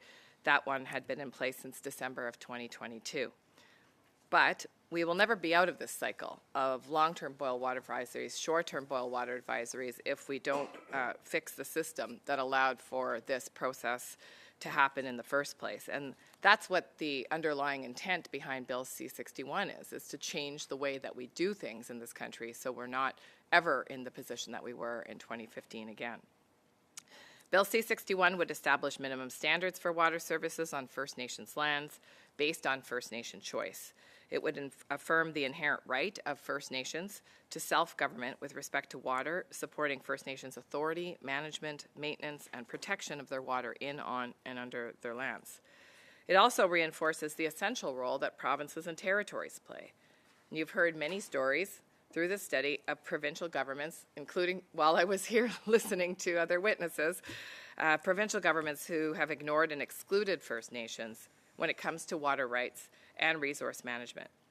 As the federal government, we do have the responsibility to make sure First Nations have the tools they need to ensure that their inherent rights are affirmed and their jurisdiction is respected. In fact, Chief Knowlton said, "You ought to be with us in any battles we're going to have with Alberta. That's federal jurisdiction. Your obligation and fiduciary responsibility of Canada is to protect the First Nations that you have signed treaty with." I know that no provincial or territorial governments chose to appear as part of this study, and it's disappointing because it's actually an opportunity for provinces and territories to work more closely with First Nations partners. But this legislation does provide tools to encourage and support those relationships, and it's a signal of the critical need for this legislation. Bill C-61 requires the Government of Canada to make best efforts in providing adequate and sustainable funding for water services on First Nations lands, and that the services are comparable to those in non-Indigenous communities. The term best efforts sets a high standard to which the Government of Canada is legally accountable to First Nations. Furthermore, the flexibility in the bill also ensures First Nations will determine exactly what resources they need to properly fund and maintain their water systems. The Atlantic First Nations Water Authority said it well, one has to come before the other. We don't know how much money we need until we develop the regulations. And then with those regulations, we can set forward how much money we need and what our long-term strategic vision for that infrastructure would be. Bill C-61 is a reflection of the direct engagement, extensive collaboration, and knowledge sharing with First Nations partners. And you've heard many witnesses talk about how they've contributed to their bill and what they've advocated for inclusion. First Nations partners closely collaborated on this bill, and we've been working with First Nations partners and keeping them up to date. And I hope that this sets a path for the kind of co-development this country could use for many different kinds of legislation. The engagement process didn't end at introduction. We've continued through the work that you're doing in this study, and as I've said from the beginning, we're open to ways that we can make this bill stronger, even stronger, guided by First Nations voices. So Chief Emerita Emily Weedung McInnes asked us, please do not politicize our First Nations access to one of the basic necessities of life. This is a matter that is too important to get caught up in party politics.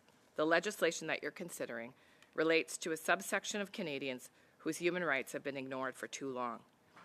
Bill C-61 is a critical step towards making sure future generations in communities like Neskantaga, Tatasqueyock, and Curve Lake will never know what it's like to live without reliable and safe drinking water. And by working together, we have an opportunity to make this a reality for thousands and thousands of people. Mr. Chair, I'm happy to answer any questions or share more information about how important this bill is with the committee. Miigwech, Kuyanamak, Marcy, thank you, merci. Thank you very much, Minister. And with that, we will go right into our first round of questioning from the Conservative Party, Mr. Melillo. You have 6 minutes, and I just want to mention one thing before we start. There has been some issues with the sound, and so just make sure when you're speaking that it gets into the microphone. And we know we've had some members of the committee and also witnesses that have had trouble hearing the questions. Thank you, Mr. Chair. Am I good to go? Okay. Thank you. Thank you, Minister, for being here. I appreciate your patience with us as we ran over time in the previous panel. And I do also appreciate you acknowledging the work of the committee here, listening to First Nation voices. I think it's been very important, and I do frankly think that we've all been working in pretty good faith to improve this legislation. I do believe, however, that it does feel like we are doing some of the consultation that could have been done prior to the development of this legislation. And Minister, you've claimed this bill to be co-developed, or I believe close to being co-developed was a term that you used. But we have heard from many First Nations that do not feel that their voices have been heard on this. Chief Sheldon Sunshine told the committee that, and this is a quote, Bill C-61 garnered the support of only 100 out of 600 plus First Nations. End quote. The context of that was a discussion around the Assembly of First Nations. We've heard, of course, some amendments being brought forward. We've also heard from some chiefs and community leaders that want to scrap the bill altogether on such an important topic, which I think is a shock to many, but it is the reality of the situation that we are in because of such a lack of consultation. So can you explain, Minister, how that consultation process went and why so many voices have been left out of it? Well, thank you very much for the question, and I would say that the extensive consultation has been ongoing. In fact, we've had a concerted and direct outreach with Treaty 6, 7, and 8, who do not feel that AFN represents their voices, and we have worked with them, both at the political level, myself, with direct consultations with those chiefs, and with the department having numerous meetings and consultations, listening to ideas from that region to make sure that their thoughts and their perspectives were included. We've historically published online a draft of the legislation and the approach to the legislation so that people could have access all across the country. We've held hundreds of consultations. We've held coast-to-coast tours. The AFN has held coast-to-coast tours, as well as Canada. And I would say that we are continuing to listen, just as you are. We have heard some very strong ideas about how to improve the bill. Those are important, and as I've said publicly in the House and elsewhere, very open to amendments that strengthen the legislation. and we'll continue to listen to partners. Thank you, But what Minister. we'll I also, appreciate that. what Thank I'll you, also Minister. I do say, have if I can limited time. finish I do my have thought, limited Mr. time. Chair, I would what like I'll to- also say Mr. is Chair, I that would like to what take back my most time. chiefs say I would like to, with is that respect, there I is a would like gap to. now. There is no regulation or protection, and we must Minister, move forward on members, legislation. I'm going to pause Thank you. for a second here. When there's the crosstalk happening, it makes it very difficult for the interpreters to do their work. And so I just, only one person speaking at a time. And Mr. Melillo, the floor is yours. Thank you again, Mr. Chair. Minister, I do appreciate the answer, but I'm sure you can also appreciate the limited time we have here in committee. I do want to speak about the number of long-term drinking water advisories. Back earlier this year in the House, when I rose to speak about this issue, there were at the time 28 long-term advisories that were in place. As of the publicly available data, September 28th, there were 33, so obviously an increase. Minister, do you have the number of how many drinking water advisories, long-term drinking water advisories are in place today? 32, right? 32. So, yes, as I mentioned, that number has increased over the course of this year. We have added, unfortunately, from an overall perspective, more drinking water advisories. Can you describe what breakdown has allowed that to happen to the point that advisories are now actually being added? Well, first of all, I'd like to point out that since 2015, we've lifted 144 long-term boil water advisories. So with all respect to the member, I find it a little ironic that under the previous Conservative government, in fact, complete neglect led to 144 boil water advisories. Minister, we can talk But I about will previous say governments that, forever. You've had 9 years. I will say that all of the information about where 9 each years. boil water advisory is at is publicly available as part of the commitment to transparency on this issue with Canadians. And as you know, hearing from chiefs and council, there are a variety of reasons why a short-term boil water advisory may become a long-term one. And we work with each community to make sure that we have the appropriate solutions presented and in place for communities to eventually get to those lifts. Thank you, Minister. I'd like to ask about a local example from my district community you know well, Mishkegoguming First Nation. In January 19th, 2024, they had their long-term drinking water advisory lifted, but in May 8th of that year, the community was back under a drinking water advisory again. A complete failure on the part of Indigenous Services Canada to ensure that this nation has been able to maintain their clean drinking water. What happened in that scenario of Mishkegoguming to allow that to happen? And Minister, just a brief answer, if that's possible.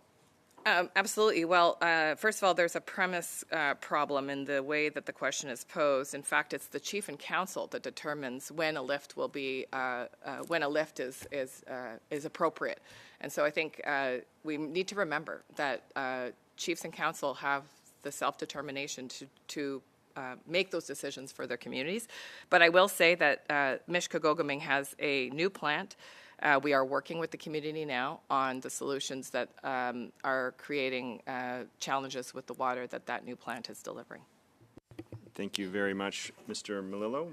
Next, we will move over to Mr. Hanley for 6 minutes.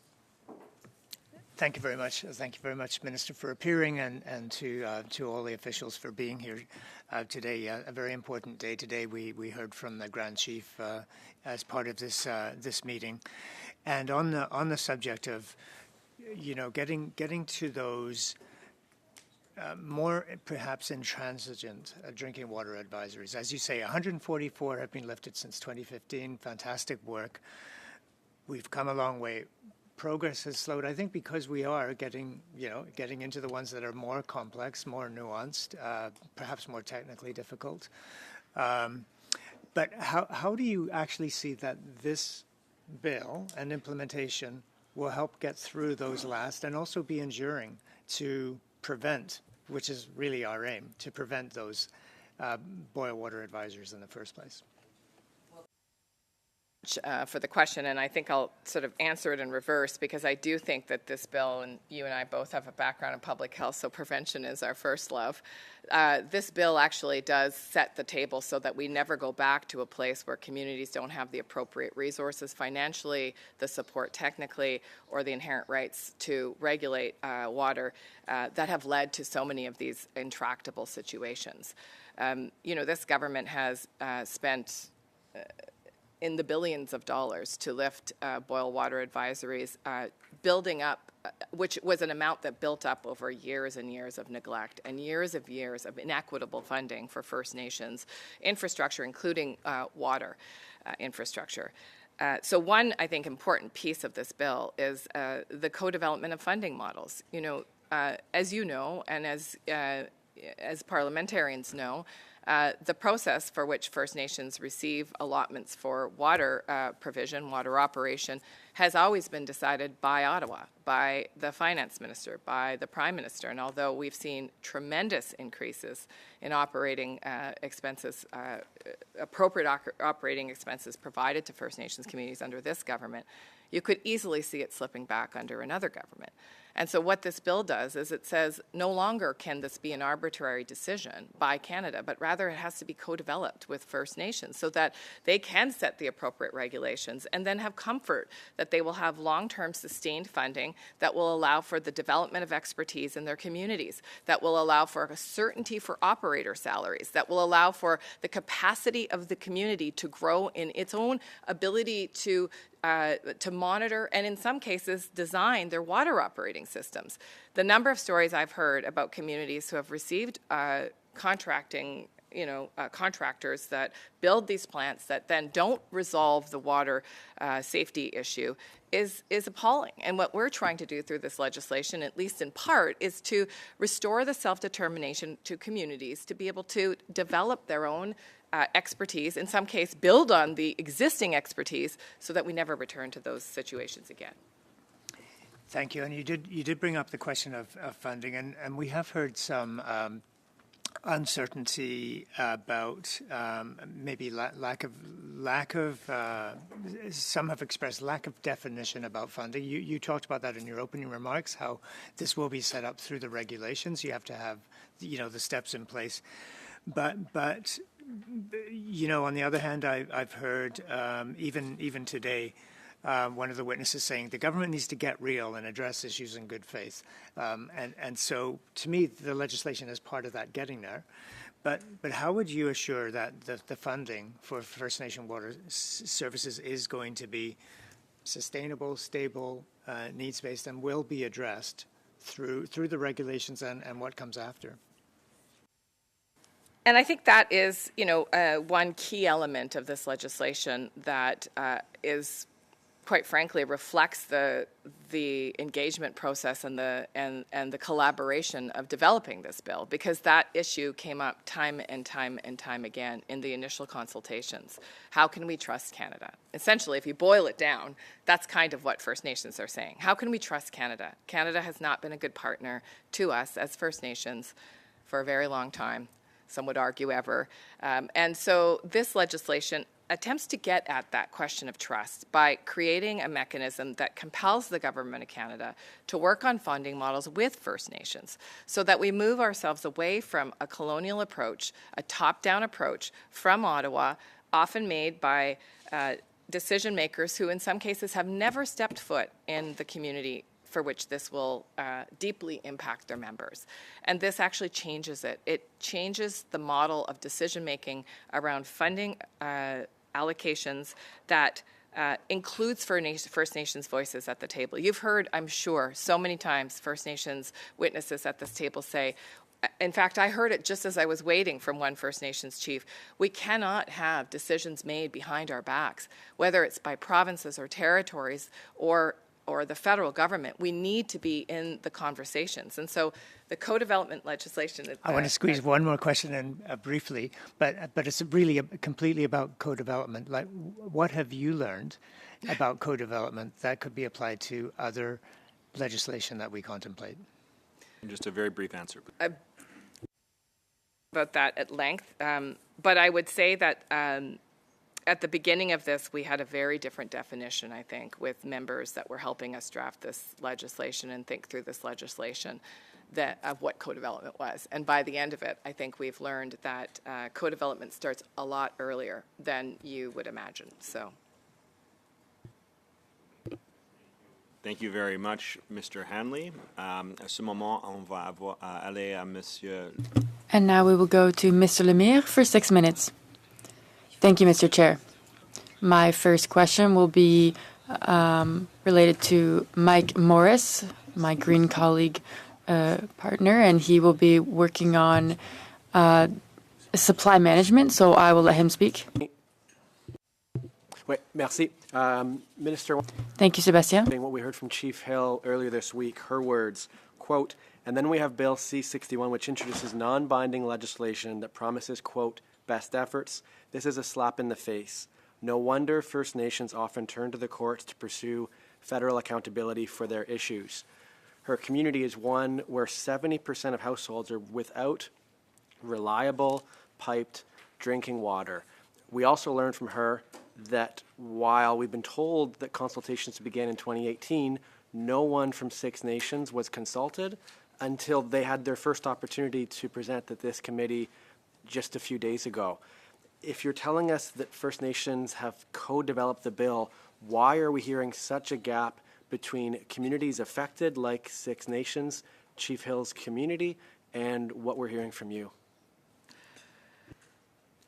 Well, first of all, thank you for coming, and I know this would be very interesting to the party that you represent, and I'm glad you're here to talk about clean water. But I first want to talk about your question about best efforts. And in fact, in 1994, a decision at the Supreme Court of British Columbia, Justice Dorgan determined that best efforts imposed a higher obligation than a reasonable effort.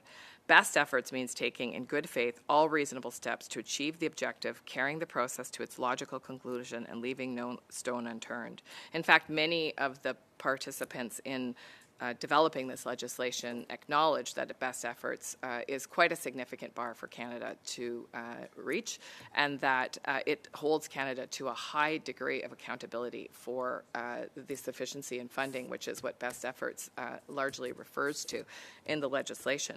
In terms of the consultation, and I won't repeat everything I said to MP Melillo, but we have had extensive consultations, and there have been many opportunities, including direct outreach to every First Nation implicated, including opportunities to submit online, including opportunities to participate in consultations.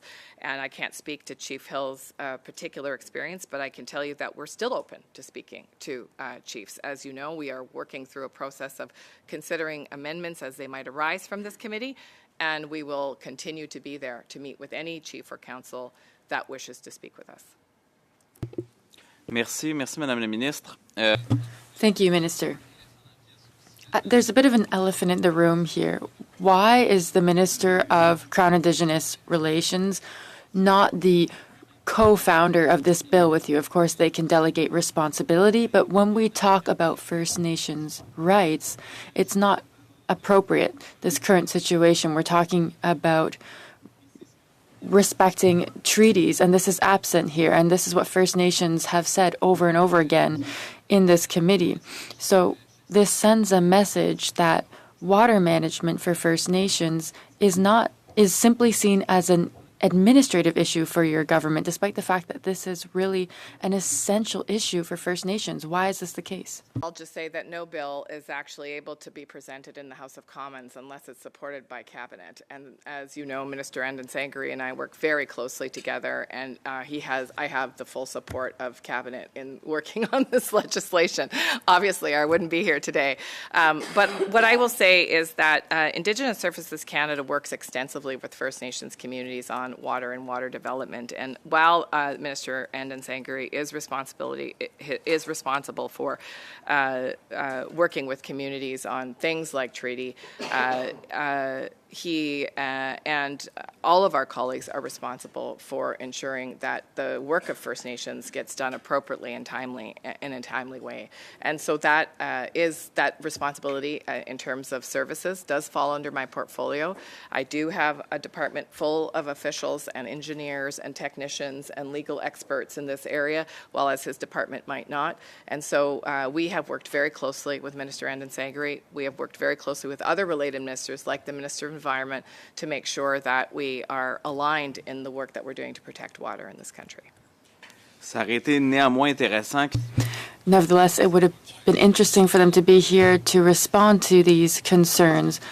For example, what is preventing the government from investing right now to reduce gaps, infrastructure gaps rather, in several communities that we've heard from? And what's preventing the implementation of a stewardship program? Why does it require this controversial bill for us to move forward? Seem controversial to you, but it's not controversial to the hundreds of people that have worked on it from First Nations. So I would say that what this bill does is it actually provides the certainty for the kind of work that you're referencing. Listen, right now, Canada can arbitrarily decide how much they want to fund a particular water system. Canada can arbitrarily decide that they're going to cut the funding for water operators across this country. Canada can arbitrarily decide, what regulations might be in place. And what First Nations are saying through this legislation is, first of all, respect our self-determination. Second of all, be a true partner. And that's what this legislation actually achieves. Of course, there are opportunities for amendments to make it stronger. You will deliberate on those amendments. I will look forward to your feedback. As I've said publicly, we are open to amendments that strengthen the aim of this bill. But this bill has really two goals. One is to ensure that First Nations never, ever are in the position that they were before 2015, where they were at the whim of a federal government that did not prioritize their rights to clean drinking water. And two, set a framework where First Nations have the tools they need for full self-determination over protecting their water sources and their water systems. And I can't imagine a way forward that doesn't include those two elements. Merci beaucoup, Monsieur Lemire.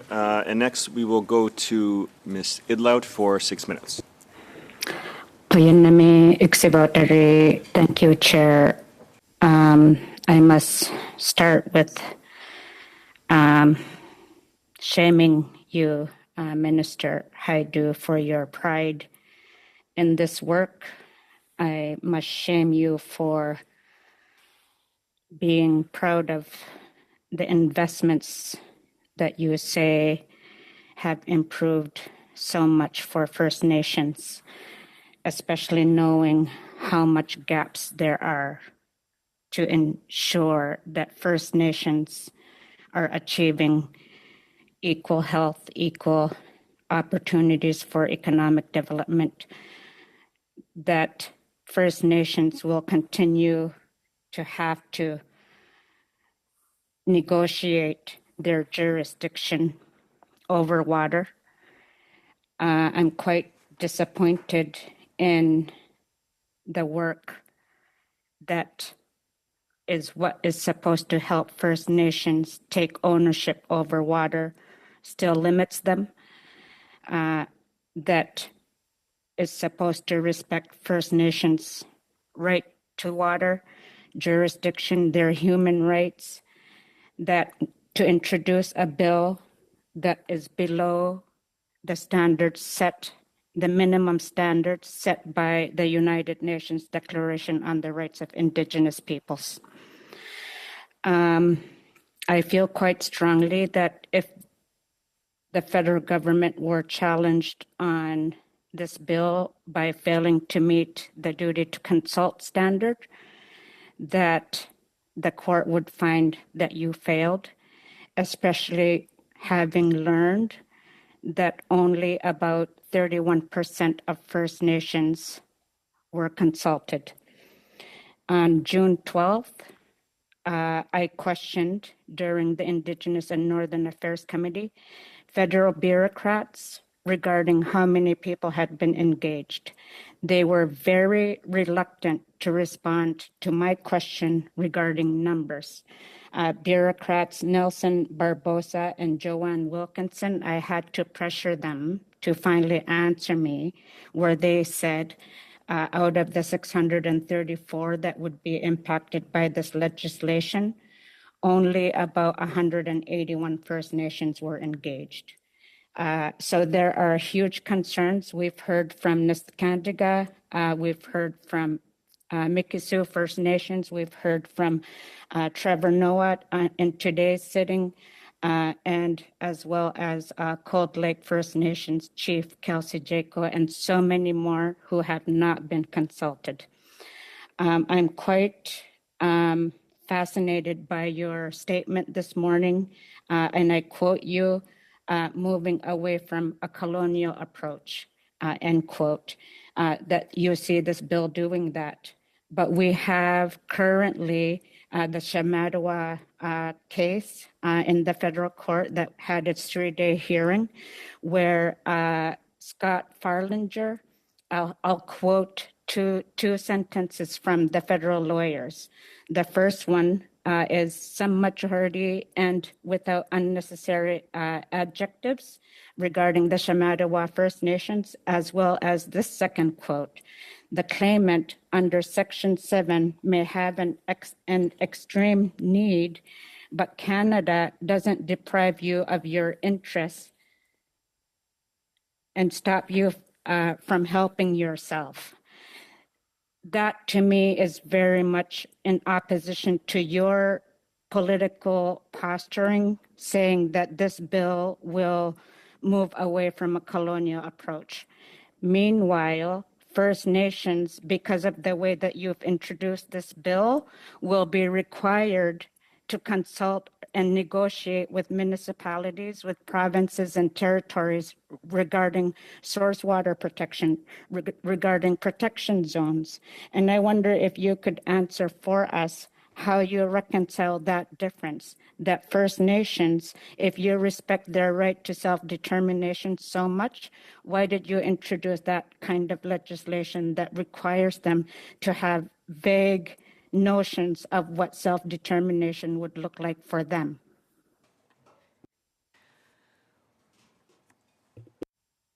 Your perspectives, MP Edloot, and I would say on your comment around shame, it will be all of our shame if we don't transform how we do things in this country. And that's what this bill is attempting to do, to transform how we create legislation that deeply affects First Nations people, to transform how we have relationships that are open and that are inclusive and that are evolving to include First Nations voices. And that is the work that I am proud to do, actually. I am proud to do this work. It's difficult work, especially when you represent a system of colonialism that has oppressed Indigenous voices for so long, and yet it's such important work. And so I thank all colleagues for having these important conversations with First Nations partners, because you are hearing the reflection of that difficult relationship in the ways that people are expressing themselves to this committee. I will say that on engagement, there are a number of people that have said that, in fact, they felt fully engaged. In fact, that the engagement was more than the kinds of engagement they've ever had in the past, including, for example, Chief Crowfoot from Siksika, who said, for the first time ever, we've had opportunities to review and comment on draft legislation. And he said also, although we had to fight hard, Canada responded with critically important changes to the bill. Don't forget, Minister, the bill you're studying is dramatically different than the first draft. Thank you very much, Ms. Idlout. With that, we're going to move it into the second round of questioning, and for 5 minutes, I will turn the floor over to Mr. Schmiel. Thank you very much, Chair, and thank you, Minister, for being here. Minister, according to your website, the primary reasons for drinking water advisories in First Nations communities are disinfection at 32%, equipment at 30%, microbiological quality at 18%, and source water quality was 6% of the reasons why drinking water advisories were issued. So given the fact that around 80% of the advisories have something to do with equipment, availability to access parts for repairs, training in community. How come this legislation kind of leaves out that part where we could have a rapid response team similar to a health emergency team that can fly into a community, that can be there with a part, that can repair with the assistance of those on the ground the malfunctioning equipment? This legislation completely leaves out the majority of the reasons why drinking water advisories are in place. Thank you very much, MP Schmale. And in fact, this legislation will create a framework for exactly that kind of work. But I do want to speak to what already happens in some of those scenarios. So I'll turn to Nelson Barbosa. Thank you for the question. I would to go back to Bill C-61. I would point to some of the language around substantive equality and comparable services to the question around availability of parts. In some cases, it's not just removing one small artifact or one small piece of equipment. It's about large-scale replacement or expansions of systems. So when we're talking about critical failures of important pieces of work, it's not so much as getting a team of engineers in there. It's about providing long-term solutions to long-term problems. That's okay. No, I appreciate that. But given the fact that we have municipalities across the country that are able to quickly deal with this, the fact that you mentioned that this was a framework to develop this process, but the information is here telling, I think, anyone who reads it exactly what the issue is.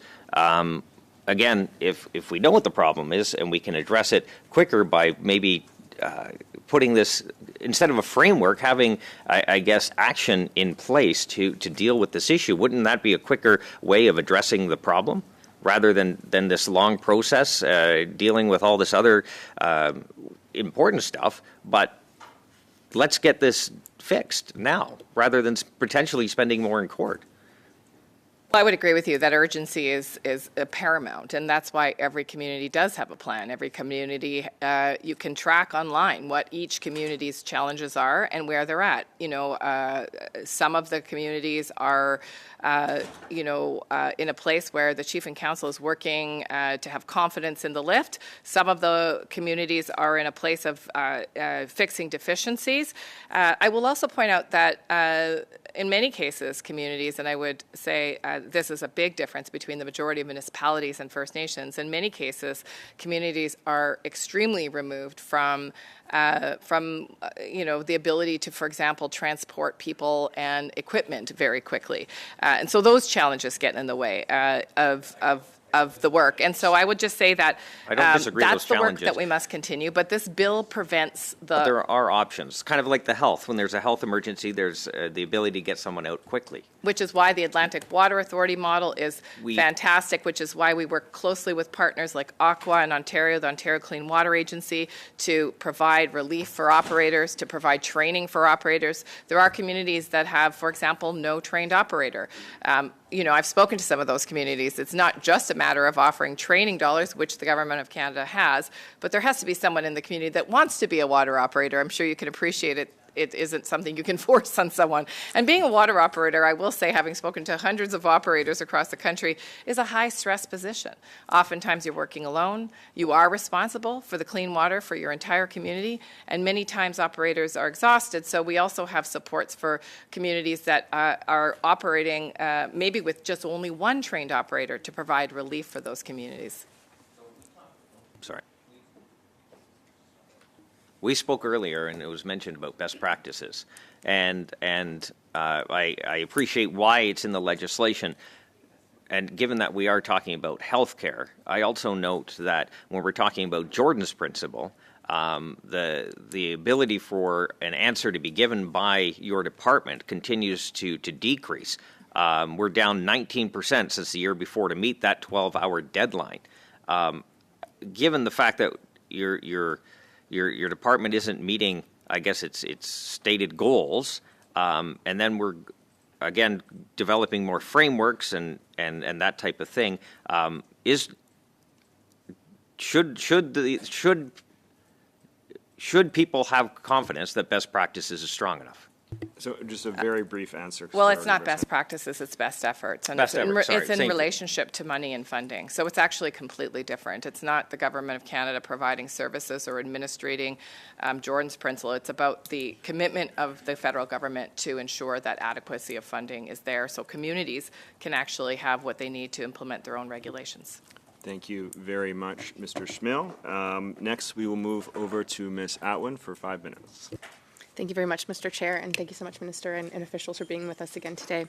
And I just want to start with, again, reminding Canadians and our committee, how we got here. Chronic underfunding, discrimination, oppression in our system, a bill that was previously inadequate, that didn't respond to the needs of Indigenous communities across the country, and currently no enforceable standards right now for clean drinking water and wastewater protections for communities. And so I think it's disrespectful to the work of Indigenous peoples and voices across this country to not acknowledge the progress that we've made. Of course there are still gaps. Of course it's still inadequate. We have to keep working and fighting. But I think if we don't acknowledge how far we've come, it puts that better future in jeopardy. So I just wanted to preface my comments this morning with that. And Minister, really, we've heard from incredible voices. The testimony at this committee is it's such an honor to be a part of. And we've heard concerns. We have heard amendments that have been brought forward. We've heard perhaps also misunderstandings with how the bill will work in application for communities as they move forward. And so I'd really just like to go through some of those concerns quickly. A big one that we're hearing is the idea that Bill C-61 removes any responsibility from the federal government for ensuring this water protection moving forward. Can you speak to that? And again, I just want to acknowledge that deep distrust of the federal government by First Nations is not unexpected. And in fact, we should all understand that it's a byproduct of colonialism. And so that's what this bill is trying to do, is to change the way that we create legislation and that we change the way that we decide, for example, on funding models to be inclusive of First Nations voices. This could be a path for the country. I hope it is a path for the country in bringing First Nations voices into all of the legislation that we debate in this House, because in fact they are an important partner in the work of building this country and protecting our beautiful natural resources. So thank you for the question. I would just say that what this bill does is it does remove an arbitrariness of funding from the federal government. Now, that's a strange thing to say as a Minister of the Crown, right? I'm sitting here as a Minister of the Crown representing the federal government, and yet I'm advocating for a framework that says no longer can Canada arbitrarily decide, regardless of need, regardless of actual facts, science, figures, what First Nations should receive to operate their systems fairly in a silo alone. But rather that the federal government must work with First Nations to co-develop funding models that will help them achieve their own regulations that must meet or beat, by the way, provincial standards. So that First Nations will have standards of water quality like everyone else in this country and the fiscal firepower to be able to achieve that. This is revolutionary. We've not done this in this country. And to be here saying to you that the Government of Canada commits through this legislation to do so should give you pride as members of Parliament, because it is the first time that the Government of Canada has ever proposed something like this. And then my time is running out. But another piece that we've heard is the idea that, as the minister, you'd have this veto power, or you'd have this extraordinary opportunity in the end, once this bill potentially is passed, to make decisions without consulting Indigenous communities. Can you speak to that concern? Nowhere in the bill does that power exist. In fact, what it does is it distributes power fairly and equitably amongst First Nations partners, the federal government, and provinces and territories who will be asked to come to the table with First Nations and the federal government to do a better job in protecting water for all their citizens. There's an opportunity in this for all of the provinces and territories, and I'm sure you've heard, in fact, one of the witnesses that was on just before me talked about how if we don't protect our water, we will not have life. That sounds so dramatic, and yet the more I've worked on this bill and the more I've listened to elders and First Nations, it is fundamentally true. So this legislation actually empowers all of us to do a better job taking care of the most essential, precious resource of life. Thank you. Okay. Thank you very much, Ms. Atwin. À ce moment, on va aller à Monsieur Lemire. We'll now go to Mr. Lemire for 2.5 minutes. Thank you, Mr. Chair. Minister, nothing prevents you from establishing regulations to guide oil companies and nuclear companies, rather, in the way that they're using water and disposing of their waste. What specific role does Environment Canada, Transport Canada, Natural Resources Canada, and Health? What's very exciting about this legislation, merci pour la question, c'est très important pour moi. Thank you for the question. This is very important to me because there are First Nations that are living with the effects of these companies' pollution. A variety of pollutants, such as the Mikisew Cree. Situation maintenant parce que leur territoire est peut-être because their land, their water is contaminated, and people in this community eat the animals on this land. And the work that I'm doing right now is in sync with the work that Environment Canada is doing on, for example, the first updating the Canada Water Act and the Water Commission. We have to work better to protect people from the effects of contaminants. In Southern Ontario, Minister Guilbeault, as you know, used his orders as the Minister of Environment to pause the production of pollutants from a chemical in Sarnia that was polluting the air with an invisible, scentless chemical that nonetheless is a carcinogen. Worked very closely with the First Nation. The company, as you may have read, was not too thrilled about having to shut down business while they put on better filters and scrubs. And the chief from that community told me, we live in Chemical Valley. We know this industry is important to the economy. Many of our members work in this industry, but it still doesn't mean that we're okay living with practices that are poisoning our members. Je me permets une autre question complémentaire avec votre réponse. Another related question. Would you support a ban on building a nuclear waste facility along the Ottawa River, the Kichisibi River? This is, of course, a big concern for First Nations. The Anishinaabe Grand Chief Woodhouse has stated her concerns on this. Dis ça maintenant, parce que je ne suis pas. I can't answer that right now. I'm not a scientist, so I do not have the data. This is far too general for me to be able to give you a yes or no answer for the time being. Thank you very much, Mr. Lemire. We're going to go to our final questioner of the panel and of the meeting today. Ms. Idlout, you have the floor for 2.5 minutes.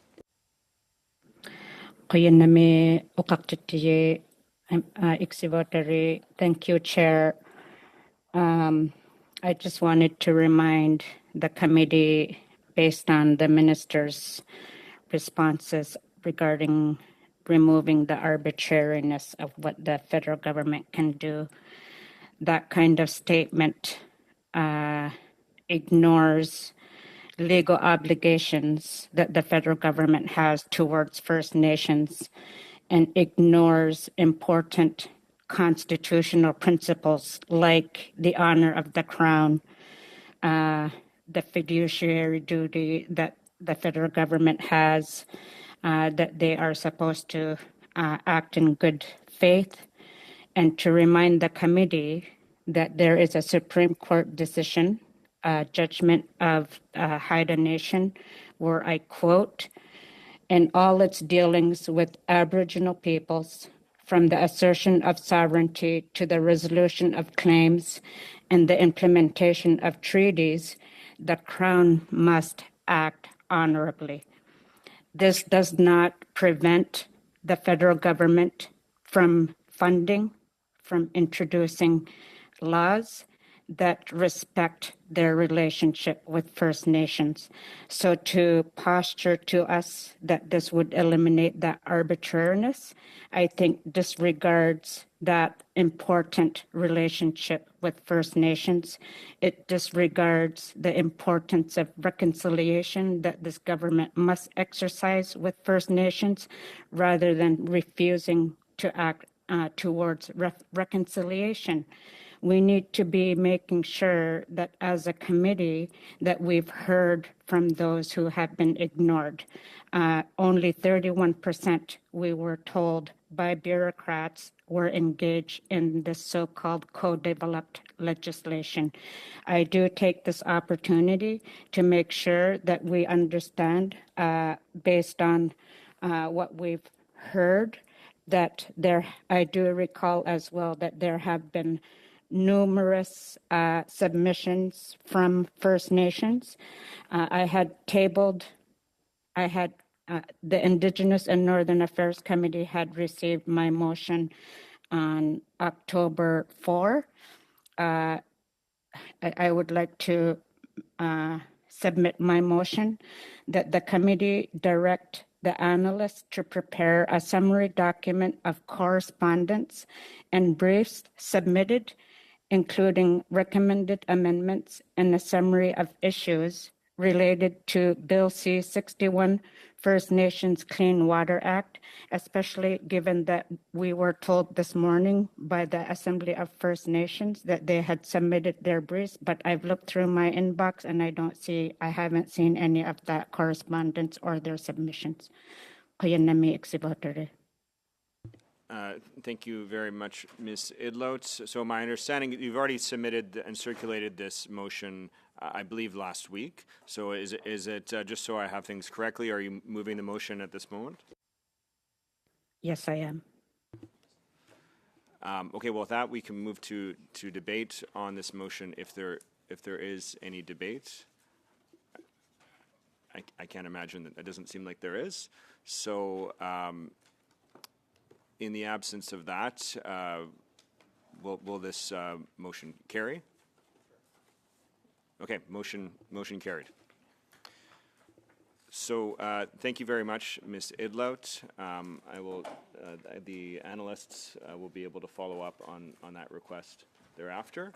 And at this moment, I'll just ask the committee, is it the will of the committee that we adjourn? Well, before we do that, I just want to thank Minister Haiju and officials for being here today and for providing testimony for the study, and meeting adjourned.